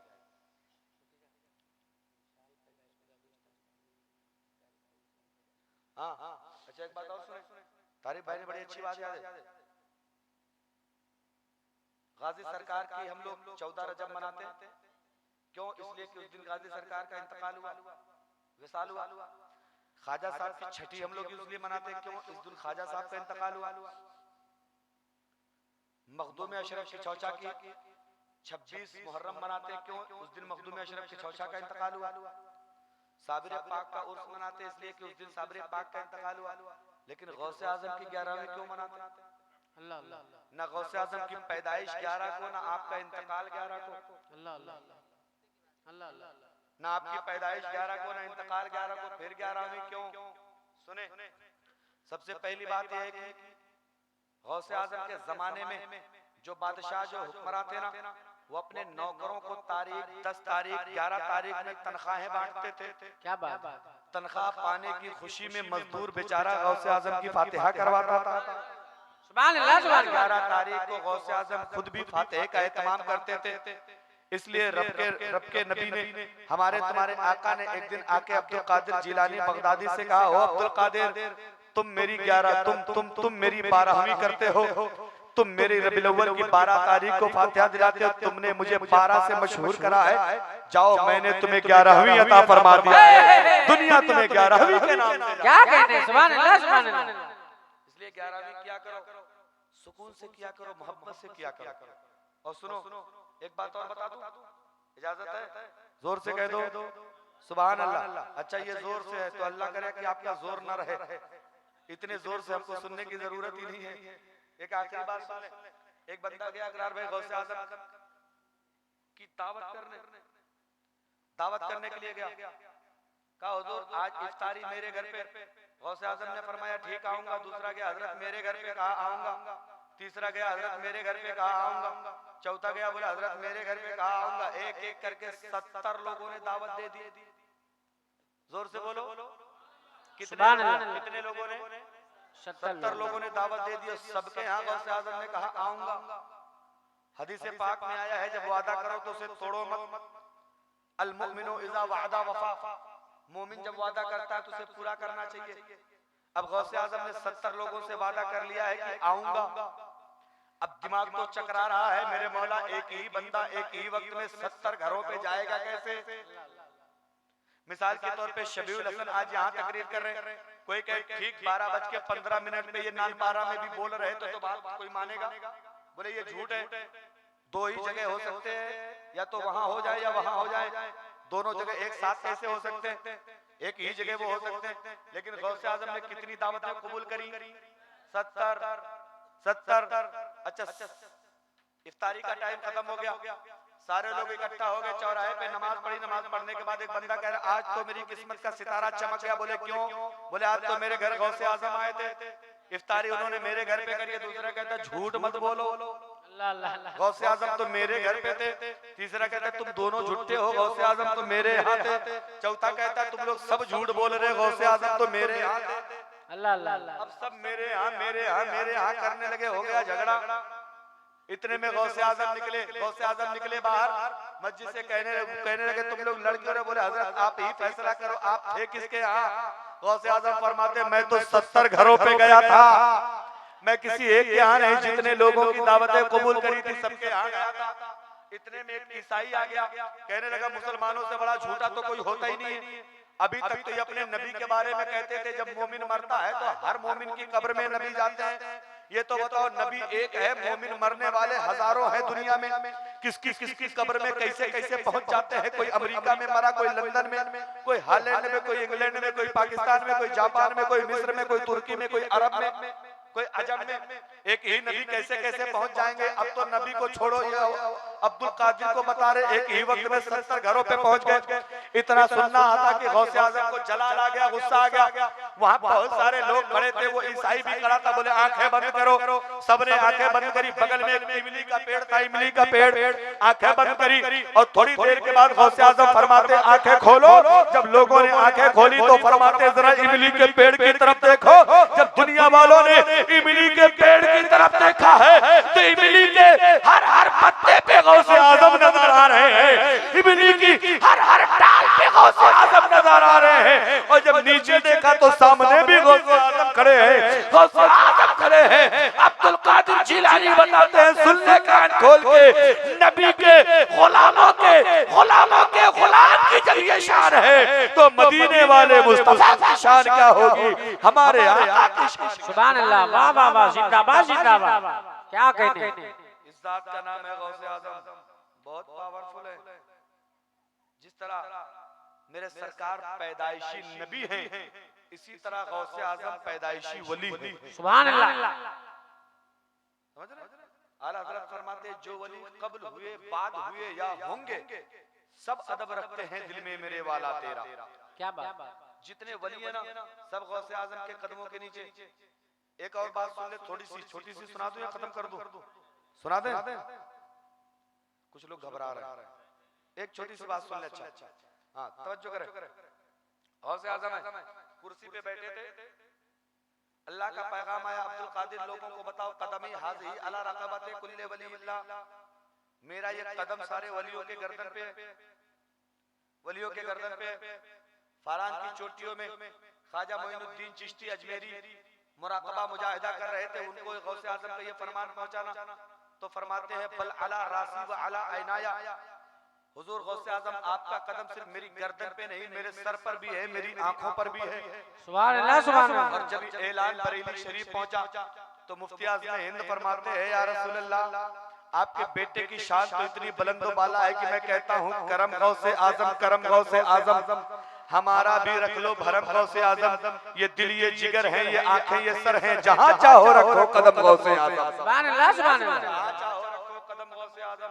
अब सुने, वही एक वली साहब ने बोला, हम नहीं मानते हमारी गर्दन पे गौसे आजम का कदम रहेगा, हम नहीं मानते। कहाँ कदम, कहाँ हमारी गर्दन। ईगो आ गया, तकब्बुर आ गया, घमंड आ गया। गौसे आजम फरमाते हैं इसकी गर्दन पे सूअर का कदम रहेगा। अल्लाह अल्लाह अल्लाह। क्या फरमाया? इसकी गर्दन पे। और गौसे आजम फरमा दे तो दुनिया तो पलट सकती है, सूरज अपना रास्ता बदल सकता है, दरिया अपना रुख बदल सकता है, आंधियों का रुख मोड़ सकती हैं, लेकिन गौसे आजम की बात कभी टल नहीं सकती है। विलायत छीन ली उसकी गौसे आजम ने, क्या बात है। अख्तियार उनका सल्ब कर लिया, खत्म कर लिया, बिल्कुल आम आदमी बना दिया। अब दुनिया ये देख रही है, तकरीबन 500 वली बैठे थे जब गौसे आजम ने ये फरमाया था, मेरा ये कदम सारे वलियों की गर्दन पे है, जो उन्होंने इनकार किया बोला इसकी गर्दन पे सूअर का कदम। अब ये बात फैल गई पूरे बगदाद में, पूरे इलाके में फैल गई। अब लोग इंतजार करने लगे कि देखे गौसे आजम की बात सच कब होती है। अब उस बंदे को जिसने कहा था मेरी गर्दन पे गौसे आजम का कदम नहीं है, उसको एक ऐसी लड़की से प्यार हो गया ना जो सूअर चराती थी। अल्लाह अल्लाह अल्लाह। सूअर चराती थी, लोगों की नजरों में अब आ गया कि बंदा देखो अपने रास्ते पे चल पड़ा है। गौसे आजम ने कहा था कि इसकी गर्दन पे सूअर का कदम होगा। अब उस लड़की से मोहब्बत हो गई, अब वो उसके आगे पीछे घूमते रहते थे, वो सूअर चराने जाती थी, साथ में जाते थे, चरा के आती थी, साथ में आते थे, दिनों रात उसकी गर्दन का, उसके घर का चक्कर लगाते थे, सिर्फ उसकी एक झलक पाने के लिए, उससे थोड़ा सा बात करने के लिए।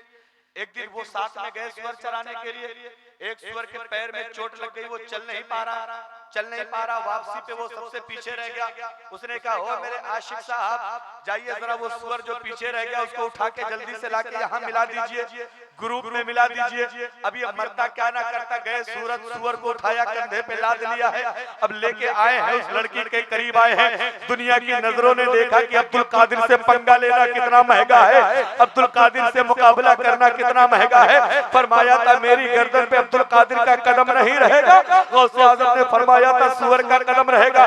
देखो आज सूअर को कंधे पे लाद के घूम रहा है, सूअर का कदम इसके गर्दन पे पड़ा हुआ है, लेकर आए सामने रख दिया।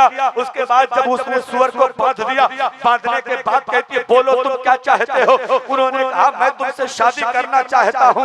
वो कहने लगी मेरी 2-3 शर्त है, अगर तुम मान लो तो मैं तुमसे शादी कर लूंगी। उन्होंने कहा बताओ सही, नंबर 1 पहले तुम्हें सूअर का गोश्त खाना पड़ेगा। अल्लाह अल्लाह अल्लाह। बोले मंजूर।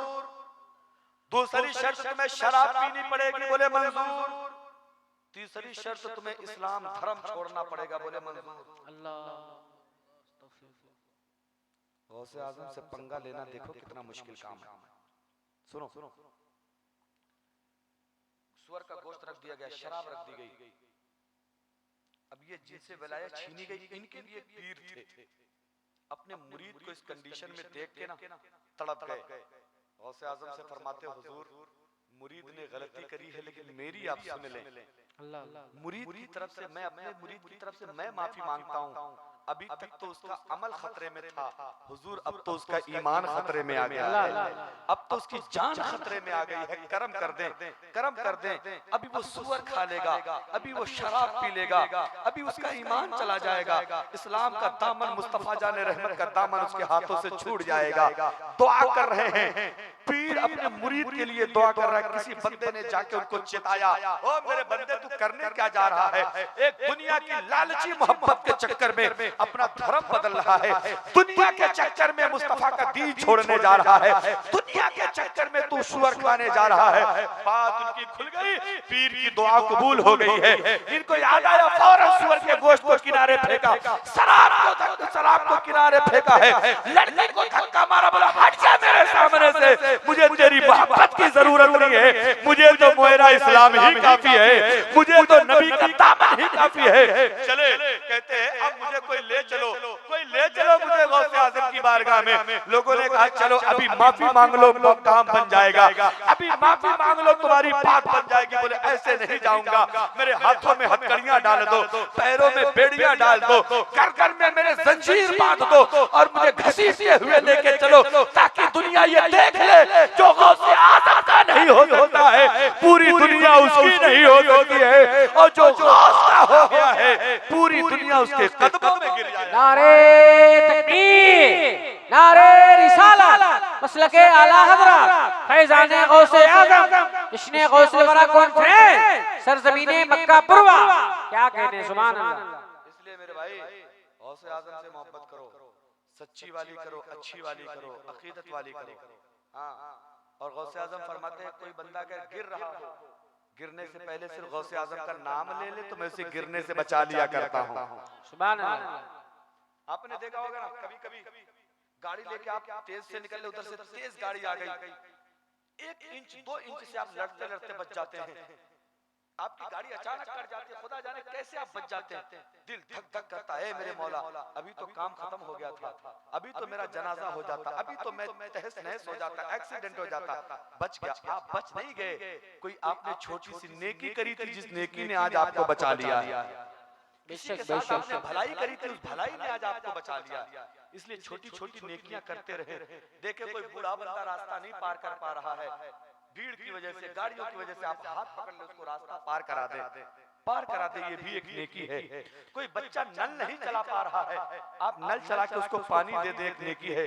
कोई अंधा आदमी कोई सामान ढूंढ रहा नहीं पा रहा है, आप उसको सामान दे दे, ये एक नेकी है।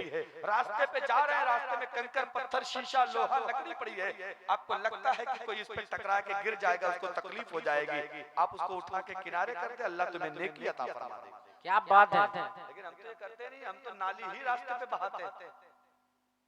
हाँ? है कि नहीं हाल?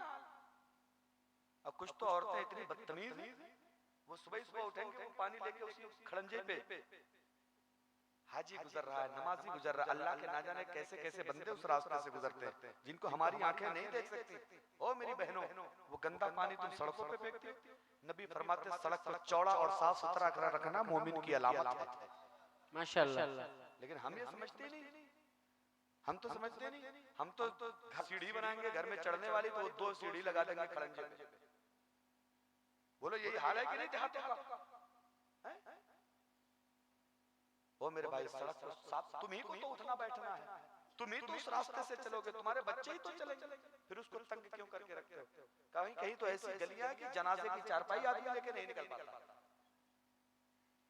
मेरे भाइयों, इस्लाम की तालीम ये नहीं है, इस्लाम की तालीम है, नबी फरमाते लोगों के लिए तुम आसानियां पैदा करो, रब तुम्हारे लिए आसानी पैदा कर देगा।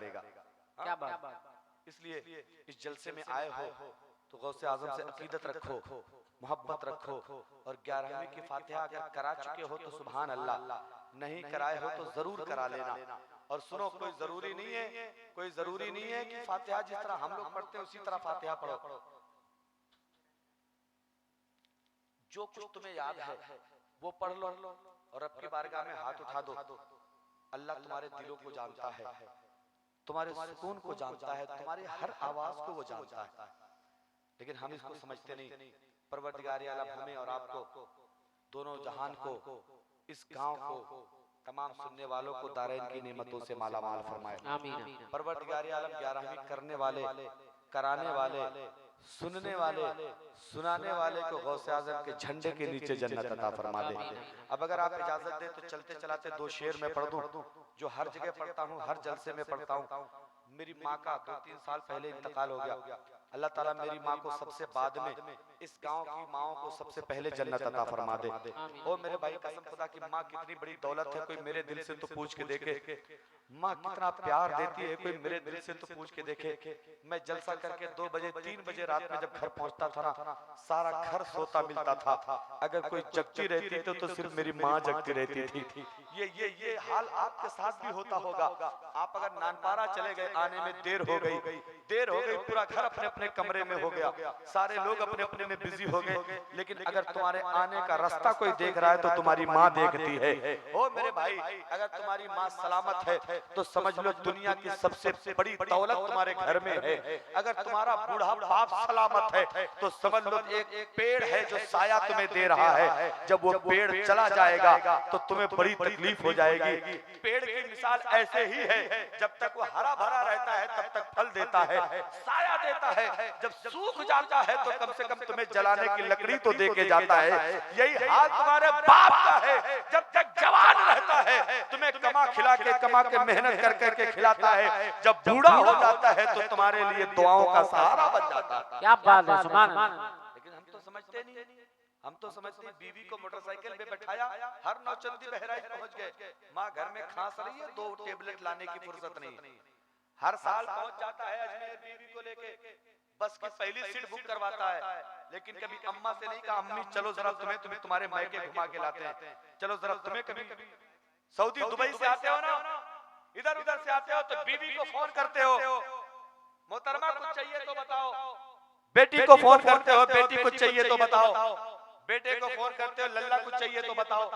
कभी आने से पहले माँ को भी फोन किया, कभी आने से पहले बहन को फोन किया तुमने, बहन तुम्हें कुछ चाहिए तो बताओ, अम्मा तुम्हें कुछ चाहिए तो बताओ। तुम्हें तुम्हारी माँ का कुछ नहीं चाहिए, तुम्हारी माँ का सिर्फ एक चीज, माँ को सिर्फ एक चीज चाहिए कि प्यार भरी बातें कर लो। बेटा कमा के आता है ना, बेटा कमा के आता, भाई की नजर उसकी अटैची पर, दोस्तों की नजर उसकी जेब पर, बीवी की नजर अपने फरमाइश की हुए सामानों पर, बेटे की नजर लाए हुए मोबाइल पर, बेटी की नजर मंगाए हुए कपड़े पर। क्या कहते हैं, कितनी अजीम दौलत का नाम है, मुलाहिजा फरमाए। अरे मां नहीं तो हीरे मोती सब तेरे बेकार है, मां नहीं तो हीरे मोती सब तेरे बेकार है। आज मेरे लाल, आज मेरे लाल हाथों, आज मेरे लाल माँ तेरी बहुत बीमार है, माँ नहीं तो हीरे मोती सब तेरे बेकार है, माँ नहीं तो हीरे मोती सब तेरे बेकार है। और माशाअल्लाह, सुभान अल्लाह। जब हम आपकी माँ, इनकी माँ को मैंने देखा बड़ी मोहब्बत करती है, मैंने एक बार फोन पे खाली इनसे कहा तारीफ भाई मुझे साग खाना है, इनकी माँ ने सुन लिया, कसम खुदा की गई पहले से पहले, इनको बताने से पहले साग लेके आई और बना के तैयार कर दिया। माँ का प्यार ही बड़ा अजीब होता है। जब आप देश विदेश कमाने के लिए जाते हो ना, कमाने के लिए जाते हो तो अगर तुम्हें वहाँ कुछ भी हो जाए तो माँ का दिल घर पे पहले धड़कने लगता है, माँ की धड़कनें बढ़ जाती है। कैसे बढ़ती है, मुलाहिजा फरमाए। हिचकियां हिचकियां आती है लेकिन तू तो आता है नहीं, हिचकियां आती है लेकिन तू तो आता है नहीं, हिचकियां आती है लेकिन तू तो आता है नहीं। आज मेरे लाल, आज मेरे लाल अब तू, आज मेरे लाल अब तू हसरत दीदार है, माँ नहीं तो हीरे मोती सब तेरे बेकार है, माँ नहीं तो हीरे मोती सब तेरे बेकार। क्या बात है, सुभान अल्लाह, सुभान अल्लाह। जब माँ मौत के बिस्तर पे होती है, बार बार बेहोशी का दौरा पड़ता है, जब होश आता है ना तो माँ यही पूछती है फलानी बेटी आई कि नहीं आई, फला जगह वाला बेटा आया कि नहीं आया। ये तमन्ना लेके मौत के बिस्तर पे माँ पड़ी होती है और क्या कहती है, मुलाहिजा फरमाए जरा, माँ बाप के नाम पे अगर माँ जिंदा है तो उम्र बढ़ जाने के लिए जोर से कह दे सुभान अल्लाह, और अगर माँ दुनिया से चली गई है तो सवाब पहुंचाने के लिए एक बार और जोर से कह दे सुभान अल्लाह। मौत से शिकवा नहीं है, देख लो बस एक नजर, मौत से शिकवा नहीं है, देख लो बस एक नजर, मौत से शिकवा नहीं है, देख लो बस एक नजर, जिंदगी अब मैं,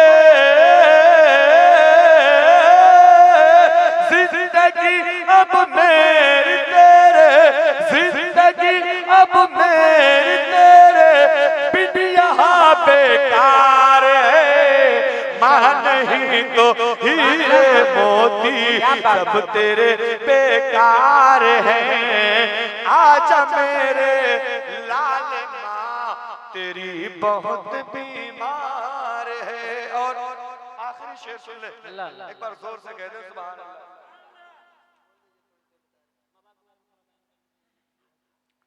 अच्छा तशरीफ रखें, अभी मैं इंशाल्लाह बताता हूँ। आखिरी शेर सुन ले, जरा जोर से कह दे सुभान अल्लाह। माशाअल्लाह। किसमें है हिम्मत अली की, बेटी से कर ले सवाल, किसमें है हिम्मत अली की, बेटी से कर ले सवाल, किसमें है हिम्मत अली की, बेटी से कर ले सवाल, ज़ैनब दिलगीर, ज़ैनब दिलगीर है, हाँ ज़ैनब दिलगीर है, और शाम का बाजार है, मां नहीं तो हीरे मोती सब तेरे बेकार है, आजा मेरे लाल मां तेरी बहुत बीमार है। क्या बात। हर घर का हाल यह है कि लोग माओ की कदर करना छोड़ दिया। ओ मेरे भाई, आज तुम बड़े हो जाते हो ना, माँ पूछती लल्ला क्या कर रहा था, तुम डांट देते, तुम क्या जान पाओगे हम क्या कर रहे हैं। बेटी है, अगर माँ ने पूछ लिया कि क्या कर रही हो बेटी, तो बेटी डांट देती है कि तुम क्या जान पाओगे हम क्या कर रहे हैं। ओ मेरे भाइयों, जरा अपना बचपना तो याद कर लो। तुम्हें भूख लगती थी ना, तुम्हें बोलना नहीं आता था, तुम्हें भूख लगती थी, प्यास लगती थी, तुम्हें पानी कहना नहीं आता था, तुम्हारा चेहरा देख के माँ समझ जाती थी बेटा कहना क्या चाहता है, तुम्हारा चेहरा देख के माँ समझ जाती थी बेटी कहना क्या चाहती है। आज तुम बोलने वाले हो गए तो तुम कहती हो तुम क्या समझ पाओगी। जरा एक बार अपना बचपना तो याद कर लो।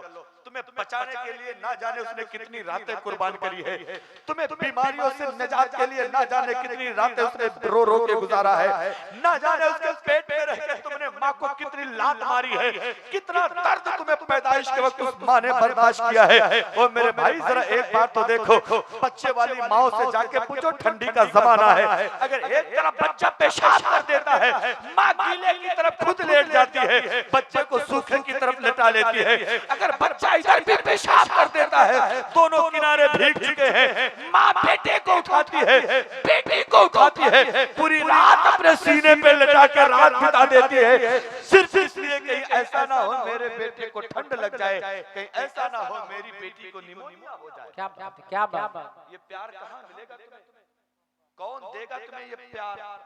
दुनिया का कोई बंदा, आपने हमें खाना खिलाया, हमें चाय पिलाई, हमें नजराना देंगे, मिठाई खिलाया आपने, हम आपके लिए दुआ करते, इसमें कोई कमाल की बात नहीं। नफीस भाई नानपारा से आए हैं चंद घंटों के लिए, ये आपके लिए दुआ करते, इसमें कोई कमाल की बात नहीं। तारीफ भाई मेहनत कर रहे हैं, ये आपके लिए दुआ कर ले, इसमें कमाल की बात नहीं। कमाल की बात तो तब है आपने माँ को सही से खाना नहीं दिया, वक्त पे उसको इलाज नहीं दिया, रहने के लिए सही घर नहीं दिया, पहनने के लिए अच्छे कपड़े नहीं दिए, फिर भी अगर तुम बीमार पड़ते हो तो सबसे पहले दुआओं के लिए हाथ उसी माँ का उड़ जाता है। तुम परेशान होते हो तो सबसे पहले तुम्हारी परेशानियां बांटने के लिए तुम्हारा बाप आ जाता है। क्या बात है, सुभान अल्लाह। तुम्हारा काम नहीं चल रहा, तुम्हारा बाप 150, 200 की 250 की मजदूरी करता है ना, लेकिन जब देखता है कि बेटे के चेहरे पे उदासी है तो बुलाता है, मेरे लाल तुझे हुआ क्या है, बता तो सही, अभी तेरा बाप जिंदा है। ये हौसला देने वाला बाप जब दुनिया से चला जाएगा तब तुम्हें उसकी कदर समझ में आएगी। इसलिए हो मेरे भाई सुन लो, जैसा करोगे वैसा पाओगे, जो करोगे आज वो तुम्हारे बच्चे तुम्हारे साथ करने वाले। एक छोटी सी बात सुन ले, बात खत्म हो गई। एक नौजवान था, उसके बाप ने उसको बड़ी मोहब्बत से पाला, बचपन में वो पैदा हुआ, माँ का इंतकाल हो गया। बाप ने दूसरी शादी इसलिए नहीं करी कि सौतेली माँ आएगी, खुदा जाने बेटे का क्या हाल बनाएगी। पूरी जवानी बाप ने ऐसे गुजार दिया। बेटा बड़ा हो गया, उसकी शादी कर दी, बहू आ गई, बहू के बच्चा पैदा हो गया, जिंदगी अच्छे से कट रही थी। एक दिन जब बाप का बुढ़ापा ज्यादा आ गया, उसने जानबूझकर बच्चे का इम्तिहान लेने की खातिर एक कलम लिया और रख दिया चारपाई पे। पूछता है अम्मा, पूछता है बेटा ये क्या है? बेटे ने बताया अब्बा ये कलम है। थोड़ी देर के बाद फिर बाप ने पूछा बेटा ये क्या है? बेटे ने फिर बताया अब्बा ये कलम है। थोड़ी देर के बाद तीसरी बार फिर बाप ने पूछा बेटा ये क्या है? बेटा झुंझला गया, डांट के कहता है पता नहीं है आपको ये कलम है? कितनी बार मैं बताऊं आपको ये कलम है? बाप रोने लगा, कहने लगा बेटा इधर आ, जरा घर में चला जा, अलमारी खोल ले। उस अलमारी में कापी रखी है, वो कापी उठा के ले आ। बेटा वो कापी लेके आया, बाप ने कापी खोला, बोला जरा देख इसमें, देख तारीख याद कर ले, अपना बचपना याद कर ले, दिन याद कर ले। सामने जो नीम का पेड़ लगा है, इस पेड़ पे कौवा आके बैठा था, तू मेरी गोद में खेल रहा था, तुमने मुझसे पूछा था अब्बा ये क्या है? मैंने कहा था बेटा ये कौवा है। तुमने एक एक करके मुझसे 20 बार पूछा था अब्बा ये क्या है? मैंने तुझे डांटा नहीं था, मैंने तुझे भगाया नहीं था, मैंने तुझे 20 बार कहा था बेटा ये कौवा है। आज मैंने तुझसे सिर्फ 3 बार पूछा है बेटा ये क्या है, तो तू मुझे डांट रहा है। ओ मेरे भाइयों, बाप जैसा मुशफिक कोई नहीं मिलेगा, बाप जैसा रहमदिल कोई नहीं मिलेगा, माँ जैसा प्यार तुम्हें कोई नहीं मिलेगा। आओ जरा देखो, जैसा तुमने किया है वो काटने के लिए तैयार हो जाओ। अब वो नौजवान का बच्चा पैदा हो गया। एक दिन उस बंदे को खांसी होने लगी, खांसते खांसते महीना 2 महीना बीत गया, खांसी ठीक नहीं हुई। बहू को गुस्सा आ गया, कहने लगी ओ मेरे शौहर, या तो तुम अपने बाप को घर में रख लो या मुझे रख लो, दोनों ही घर में नहीं रहेंगे। मेरी नींद खराब होती है, दिन भर मैं काम करती हूँ, रात भर तुम्हारे बाप को खांसी आती है, मैं अब इस घर में नहीं रहने वाली हूँ, या तो तुम इन्हें कहीं भेज दो या मैं अपने मैका जा रही हूँ। वो शौहर बीवी परस्त था, उसने कहा मोहतरमा जरा मुझे 1-2 दिन की मोहलत दे दो। बाप का इंतजाम करता है, थोड़ा सा खाना पीना लेता है, एक झोले में पानी की बोतल रखता है, एक फटा पुराना कंबल लेता है और बाप का हाथ पकड़ के कहता है चलो घर से बाहर चलो। बाप कहता है मेरे लाल कहाँ जा रहा है, पता तो सही कहाँ जा रहा है। बेटे ने कहा ये मत पूछो कहाँ जा रहे हो, बस चलते चलो। बाप कहता है बेटा जरा आहिस्ता चल, मेरे पैरों में उतनी ताकत नहीं है, मेरे अंदर अपनी जान नहीं है, तू तो जवान है, जल्दी जल्दी चल रहा है, मेरा बुढ़ापा है, मेरे कदमों में इतनी ताकत नहीं है, जरा आहिस्ता आहिस्ता चल। बेटा कहता है अब्बा चलना हो चलो, वरना मैं तुम्हें घसीट के ले जाऊंगा, मेरे पास इतना वक्त नहीं है कि मैं तुम्हारे साथ आहिस्ता आहिस्ता चलो।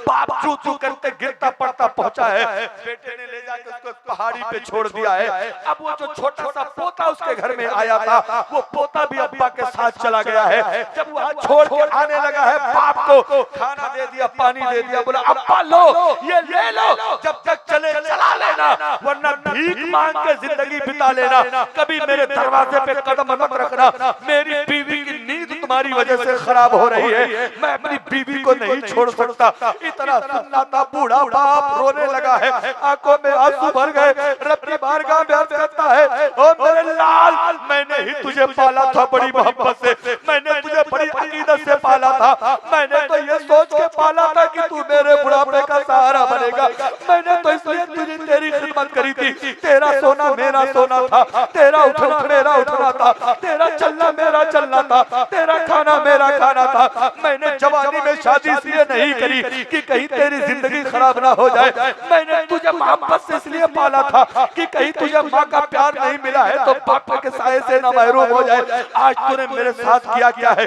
क्या एहसान का बदला यही होता है, क्या मोहब्बत का नतीजा यही होता है। मेरे लाल, इस पहाड़ी पे मैं अकेले रहूंगा कैसे, मेरे बेटे मैं यहाँ अकेले सोऊंगा कैसे, मुझे नींद नहीं आएगी, पोते के बगैर मुझे चैन नहीं मिलेगा। लेकिन बेटा बदतमीज था, डांट के बाप को छोड़ दिया, खबरदार आ गया आने की कोशिश मत करना, जब तक जिंदगी बीते बिता लेना, मर जाओ मैं तुम्हारा मुंह नहीं देखना चाहता हो। बाप ने हाथ उठाया है रब की बारगाह में, ऐ परवरदिगारे आलम, ऐ परवरदिगारे आलम, तू बड़ा इंसाफ करने वाला है। ऐ मेरे मौला तेरे हाथ देर तो जरूर है लेकिन अंधेर नहीं होती है। परवरदिगारे आलम का करिश्मा देखो, बाप बेटा वापस आने लगे, वापस आने लगे। वो कंबल दे दिया, लो इसे ओढ़ के रात बिता लेना, कंबल दे दिया है। अब बाप बेटा वापस आने लगे, अपने बाप को बेटे ने वहीं छोड़ दिया है, आने लगे। अब वो छोटा सा बच्चा जो था ना, वो दौड़ के गया है, अब्बू जान जरा रुको, मुझे अपने दादा से एक बार और मुलाकात कर लेने दो, एक बार और मुझे दादा का चेहरा देख लेने दो। गया है, दादा का कंबल उठा लिया है, कंबल को दो टुकड़े में फाड़ दिया है, आधा दादा को दे दिया है, आधा लेके चला आया है। बाप कहने लगा, मेरे लाल तू तो मुझसे भी बड़ा जालिम निकला, तू तो मुझसे भी बड़ा सख्त दिल निकला है। मैंने कम से कम अपने बाप को आए कंबल दिया था, तूने उससे भी आधा फाड़ लिया है। बेटा छोटा है लेकिन उसकी बातें सुनो, कहता अब्बा आप समझे नहीं मैंने ये आधा कंबल क्यों फाड़ा है, कल जब आपका बुढ़ापा आएगा, आपकी ताकत घटेगी, मैं आपको इसी पहाड़ पे लाके छोड़ूंगा और ये आधा कंबल आपको मैं देके जाऊंगा, ये आधा कंबल आपके हवाले करके जाऊंगा। ओ मेरे भाइयों, ओ मेरी बहनों, ओ मेरे दोस्तों, अगर चाहते हो कि तुम्हारा रब तुम्हारे साथ अच्छा सलूक करे, अगर तुम चाहते हो कि तुम्हारे साथ तुम्हारा रब अच्छाई करे, अगर तुम ये चाहते हो कि तुम्हारे साथ तुम्हारी जिंदगी आसानी से गुजरे, तो माँ बाप की इज्जत करना सीख लो। माँ बाप सलामत है तो समझ लो तुम्हारी दुनिया। क्या बात है, सुभान अल्लाह, माशाअल्लाह। इसलिए माओ को सताओ मत। कितने बदतमीज इकरार भाई वो बच्चे, 6-6 महीना, साल भर, 2-2 साल माँ से बात नहीं करते, बाप के करीब नहीं आने देते। कसम खुदा की, तुम्हें नहीं पता तुम्हारी पैदाइश के वक्त जो माँ को दर्द हुआ था, तुम पूरी जिंदगी माँ के पैर दबाते रहो, वो दर्द का एक झटका अदा नहीं हो सकता। इसलिए जिंदगी भर नबी फरमाते हैं, अगर तुम्हें पैसे नहीं है, तुम्हारे पास दौलत नहीं है, हज करने नहीं जा सकते, तो सुबह उठो, मोहब्बत से माँ का चेहरा देख लो, अल्लाह एक हज का सवाब अता फरमा देता है। माशाअल्लाह, अल्लाह एक हज का सवाब अता फरमा देता है। एक साहबी खड़े हुए, या रसूल अल्लाह, अगर कोई 2 बार माँ का चेहरा देखे तब? नबी फरमाते 2 बार तो छोड़ो, अगर कोई दिन भर में 100 बार माँ का चेहरा मोहब्बत से देखे तो अल्लाह उसे 100 हज का सवाब अता फरमा देता है। माशाअल्लाह, माशाअल्लाह। नौजवानों, तुम माँ को क्या समझोगे, बीवी का चेहरा 1000 बार देख लो तो बहराइच जाने का भी सवाब नहीं पाओगे, और माँ का चेहरा 1 बार देख लो तो मदीना शरीफ जाने का सवाब मिल जाएगा। क्या बात। लेकिन तुम बीवियों के चक्कर में, और ओ मेरी बहनों, तुम ब्याह के अपना घर छोड़ के आई हो, अपनी सास को अपनी माँ समझ लो, अपने ससुर को अपना बाप समझ लो, अपनी नंद को अपनी बहन समझ लो, अपने देवर को अपना भाई समझ लो, तो वही तुम्हारा घर का सारा दर्द भूल जाओगी और ये घर तुम्हारे लिए जन्नत बन जाएगा, जन्नत बन जाएगा। वरना याद रखो, उस बाप से पूछो जरा जिसने 1-1 रुपया जुटा के तुम्हारी शादी करी है, उस भाई से पूछो जरा जिसने 20 साल तुमसे खाना मांग के खाया है, आज जब वो अपनी बहन की डोली उठा के दूसरे के घर भेजता है, जरा उस भाई के जिगर से तो पूछो उसके ऊपर क्या बीतती है। उस माँ से तो पूछो जिसने उसको 2 साल तक अपनी छाती का दूध पिलाया है, जिसने हर दुख दर्द में अपना कपड़े ना पहन के बेटी के लिए ईद के कपड़े का इंतजाम किया है, उससे तो पूछो जरा कि एक माँ की कदर क्या होती है। ओ मेरी बहनों, तुम गई हो वहाँ तो उस घर को जन्नत बना दो, शौहर को शौहर मान लो, उसके बाप को अपना बाप मान लो, उसकी बहन को अपनी बहन मान लो, तुम्हारी जिंदगी बड़ी आसान हो जाएगी, तुम्हारी जिंदगी से मुश्किलें खत्म हो जाएंगी। वरना याद रखो, अगर तुमने खुराफात किया है, तुमने ससुराल में जाके हंगामा किया है, याद रखो जो तुम्हारा भाई सर उठा के चलता है, कल उसे सर झुका के चलना पड़ेगा। जो तुम्हारा बाप सीना तान के बातें करता है, कल उसे सीना झुका के बातें करना चलेगा। भाइयों की इज्जत तुम्हारे हाथ में है, बाप की मर्यादा तुम्हारे हाथ में। क्या बात है, क्या बात। अरे मेरे भाइयों, अपनी बहनों की कद्र किया करो। बहन अगर ससुराल चली गई तो उसे भुलाया मत करो। बीवियों के चक्कर में, अपने बेटियों के चक्कर में बहन को फरामोश मत करो। तुम जानते नहीं हो बहन कितनी अजीम नेमत का नाम है। कसम खुदा की, बहन कितनी भी बड़ी मालदार क्यों ना हो जाए, बहन करोड़पति क्यों ना हो जाए, लेकिन जब ईद आती है ना तो अपने बाप का वो 500 का कपड़े की त्योहारी का इंतजार करती है। भाई के घर से आने वाली 1 किलो सेवइयों का इंतजार करती है, भाई के घर से आने वाली 1 किलो चीनी का इंतजार करती है। हालांकि वो करोड़पति है, चाहे तो बोरे के हिसाब से चीनी खरीद सकती है, कई कई हजार के सूट खरीद सकती है, लेकिन शौहर के खरीदे हुए सूट में वो मजा नहीं है जो भाई के लाए हुए सूट में नजर आता है। शौहर की लच्छे वाली सेवइयों में वो मजा नहीं है जो भाई की सादा सादा सेवइयों में होता है। ओ मेरे भाइयों, तुम्हारी बहनों को इंतजार रहता है, वो तुम्हारा रास्ता तकती रहती है कि मेरा भाई मेरी त्योहारी लेकर आएगा, और तुम बीवियों के चक्कर में बहनों को छोड़ दियो। आओ जरा देखो, बाप बाप की सच्ची वफादार बेटियां हुआ करती हैं, माँ बाप की सच्ची हकदार बेटियां हुआ करती हैं। बाप का इंतकाल होता है, बेटे इस चक्कर में रह जाते हैं कि जायदाद कितनी बची है, बेटे इस चक्कर में होते हैं कि प्रॉपर्टी कितनी है, बेटे इस चक्कर में रहते हैं कि बैंक बैलेंस कितना है, लेकिन अपने घर से बच्चों को लेकर रोती तड़पती माँ बाप के इंतकाल पे आती है, बाप की चारपाई पकड़ के कहती है, ओ मेरे अब्बा, आप इस दीवार को छोड़ के जा रहे हैं जिसको आपने अपने हाथों से बनाया था। ओ मेरे अब्बू जान, अब मैं किसको अब्बू जान कहूंगी, अब मैं किसको अपना बाप कहूंगी। वो रोती बिलखती बाप की चारपाई पकड़ के खड़ी रहती है। ओ मेरे भाइयों, अपनी बहनों की कदर करो, तुम्हारी दुआएं कबूल नहीं होती है तो दुआएं अपनी माँ से करवा लो, माँ नहीं है तो दुआ अपनी बहन से करवा लो, बहन नहीं है तो दुआ अपनी बेटियों से करवा लो, क्योंकि बाप की सारी मजबूरियों को बेटियां समझती है, भाई की सारी जरूरतों को बहन समझती है। और आज अल्लाह ने तुम्हें मालदार बना दिया है, तुम्हारी बहन गरीब है तो उसके घर तुमने जाना छोड़ दिया है, अगर वो कभी आ जाए तो तुमने उसे पहचानना छोड़ दिया है। याद रखो, याद रखो, तुम्हारी हर दर्द में तुम्हें याद करने वाली तुम्हारी बहन होती है, तुम्हारी हर मुसीबत में तुम्हें चाहने वाली तुम्हारी बहन होती है। आओ जरा मैं तुम्हें एक बात बताता हूँ, एक बाप का इंतकाल हो गया, उसकी बहन उसकी बेटी रोती धोती घर आई है, जनाजा तैयार हो गया है, बाप का चेहरा देख देख के बेटे के आंसू नहीं बंद हो रहे हैं, कभी उनकी यादों को पकड़ के रोती है, कभी उनके कफन को पकड़ के रोती है, कभी उनके कुर्ते को देख के रो रही है, कभी उनके फटे हुए तहबंद को देख के रो रही है, कभी उनकी तस्बीह और मुसल्ले को देख के रो रही है। वही लड़की है, जनाजा तैयार हो गया है, जनाजा निकल के मैदान में पहुंच गया है, सारे शहर के लोग जनाजा पढ़ने के लिए हाजिर हैं, सारे इलाके के लोग जनाजा पढ़ने के लिए तैयार है। एक बंदा जनाजे की सफों से निकलता है और कहता है, खबरदार, मैं जनाजा नहीं होने दूंगा, मैं जनाजा नहीं पढ़ने दूंगा। लोगों ने पूछा तेरा मामला क्या है, कहने लगा ये बंदा जो मर के गया है ये मेरा कर्ज लेके गया है,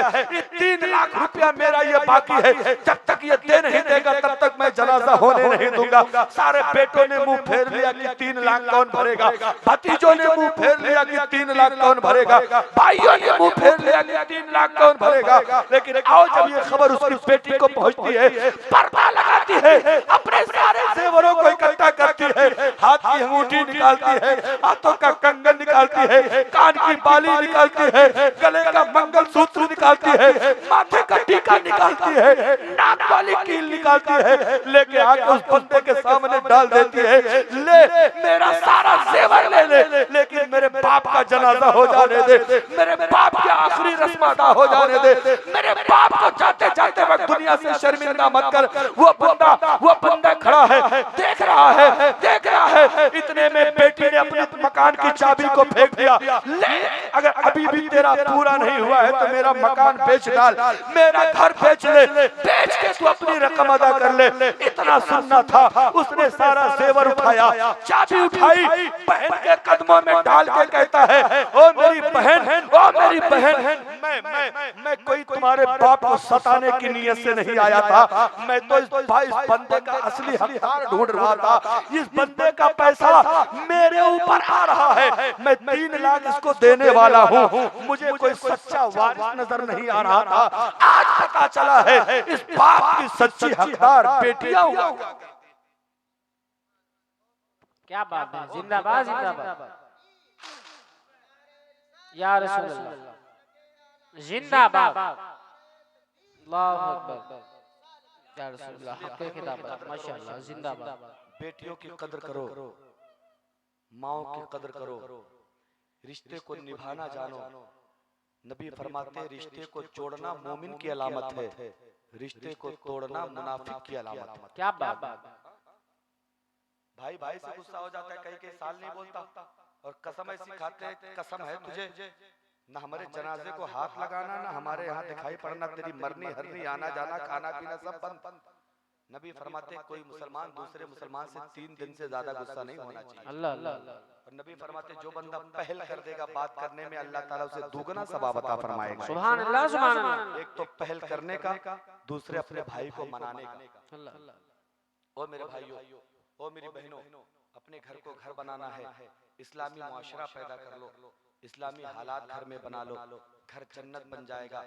वरना याद रखो, जहेजों की नुमाइश करते हो तुम शादियों में, टेंट लगा के बेटी का जहेज लगाते हो, तुम मालदार हो, तुमने तो अच्छा जहेज अपनी बेटी को दे दिया, लेकिन कभी सोचा कि उस जहेज को देखने के लिए मोहल्ले की गरीब बेटी भी आएगी, उस जहेज को देखने के लिए शादी में आने वाली गरीब बेटी भी आएगी। तुम्हें अल्लाह ने दौलत दिया है, तुमने खूब सजा के अपनी बेटी को जहेज दिया है, लेकिन जरा उस गरीब बेटी के दिल पे क्या गुजरी होगी तेरी बेटी का जहेज देख के।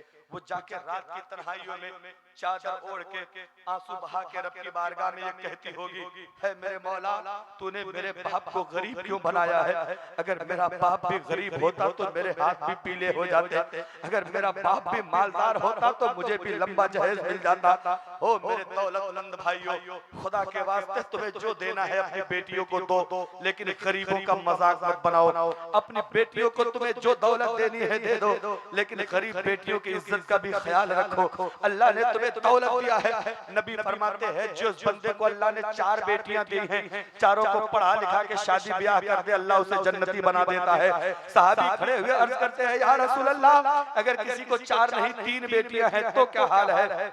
नबी फरमाते हैं अगर तीनों को पढ़ा लिखा के अच्छी परवरिश करके शादी कर दी, अल्लाह उसे भी सवाब देगा, जन्नत दे देगा। एक साहबी खड़े हुए, या रसूल अल्लाह, किसी के पास 3 बेटियां ना 2 ही हो तब क्या हाल है? नबी फरमाते हैं किसी की अगर 2 ही बेटियां हो, अगर उनकी अच्छी परवरिश करके उनकी शादी ब्याह कर दे तो अल्लाह उसे भी जन्नती बना देगा। एक साहबी खड़े हुए अर्ज करते हैं, या रसूल अल्लाह, अगर किसी के पास 1 बेटी हो तो उसका हुक्म क्या है? नबी फरमाते अगर 1 हो उसको सजा धजा के पढ़ा लिखा के संवार के इज्जत और तालीम दे के अगर उससे इज्जत से उसकी शादी कर दे तो अल्लाह उसे भी सवाब दे देगा, जन्नत दे देगा।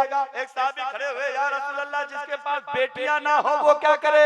जिसके पास एक भी बेटी ना हो, नबी फरमाते हैं वो अपने मोहल्ले के, पड़ोस के, खानदान की, रिश्तेदार की किसी गरीब बेटी की शादी में हिस्सा ले ले, अल्लाह ताला उसे भी जन्नती बना देगा, अल्लाह ताला उसे भी जन्नत। क्या कहते हैं? सुभान अल्लाह सुभान अल्लाह, जिंदाबाद जिंदाबाद। इसलिए दिखावा मत करो, जाया करो चुपके से पूछ लो कि बहन तुम्हारे घर पे क्या इंतजाम है, गोश्त की जिम्मेदारी ले लो, चावल की जिम्मेदारी ले लो, मसाले की जिम्मेदारी ले लो, चारपाई की जिम्मेदारी ले लो, एक साइकिल की जिम्मेदारी ले लो, एक बक्से की जिम्मेदारी ले लो, एक अलमारी की जिम्मेदारी ले लो।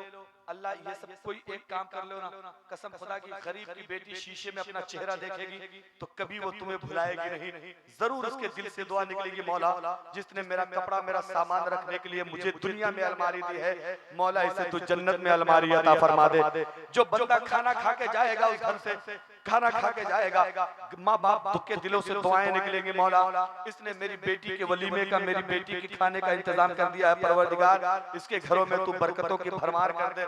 तो कसम खुदा की गरीबों की दिलों की आह को अल्लाह बहुत जल्दी कबूल फरमा लेता है। क्या बात है, सुभान अल्लाह सुभान अल्लाह। लेकिन गैरत तुम्हारी कहाँ मर गई है?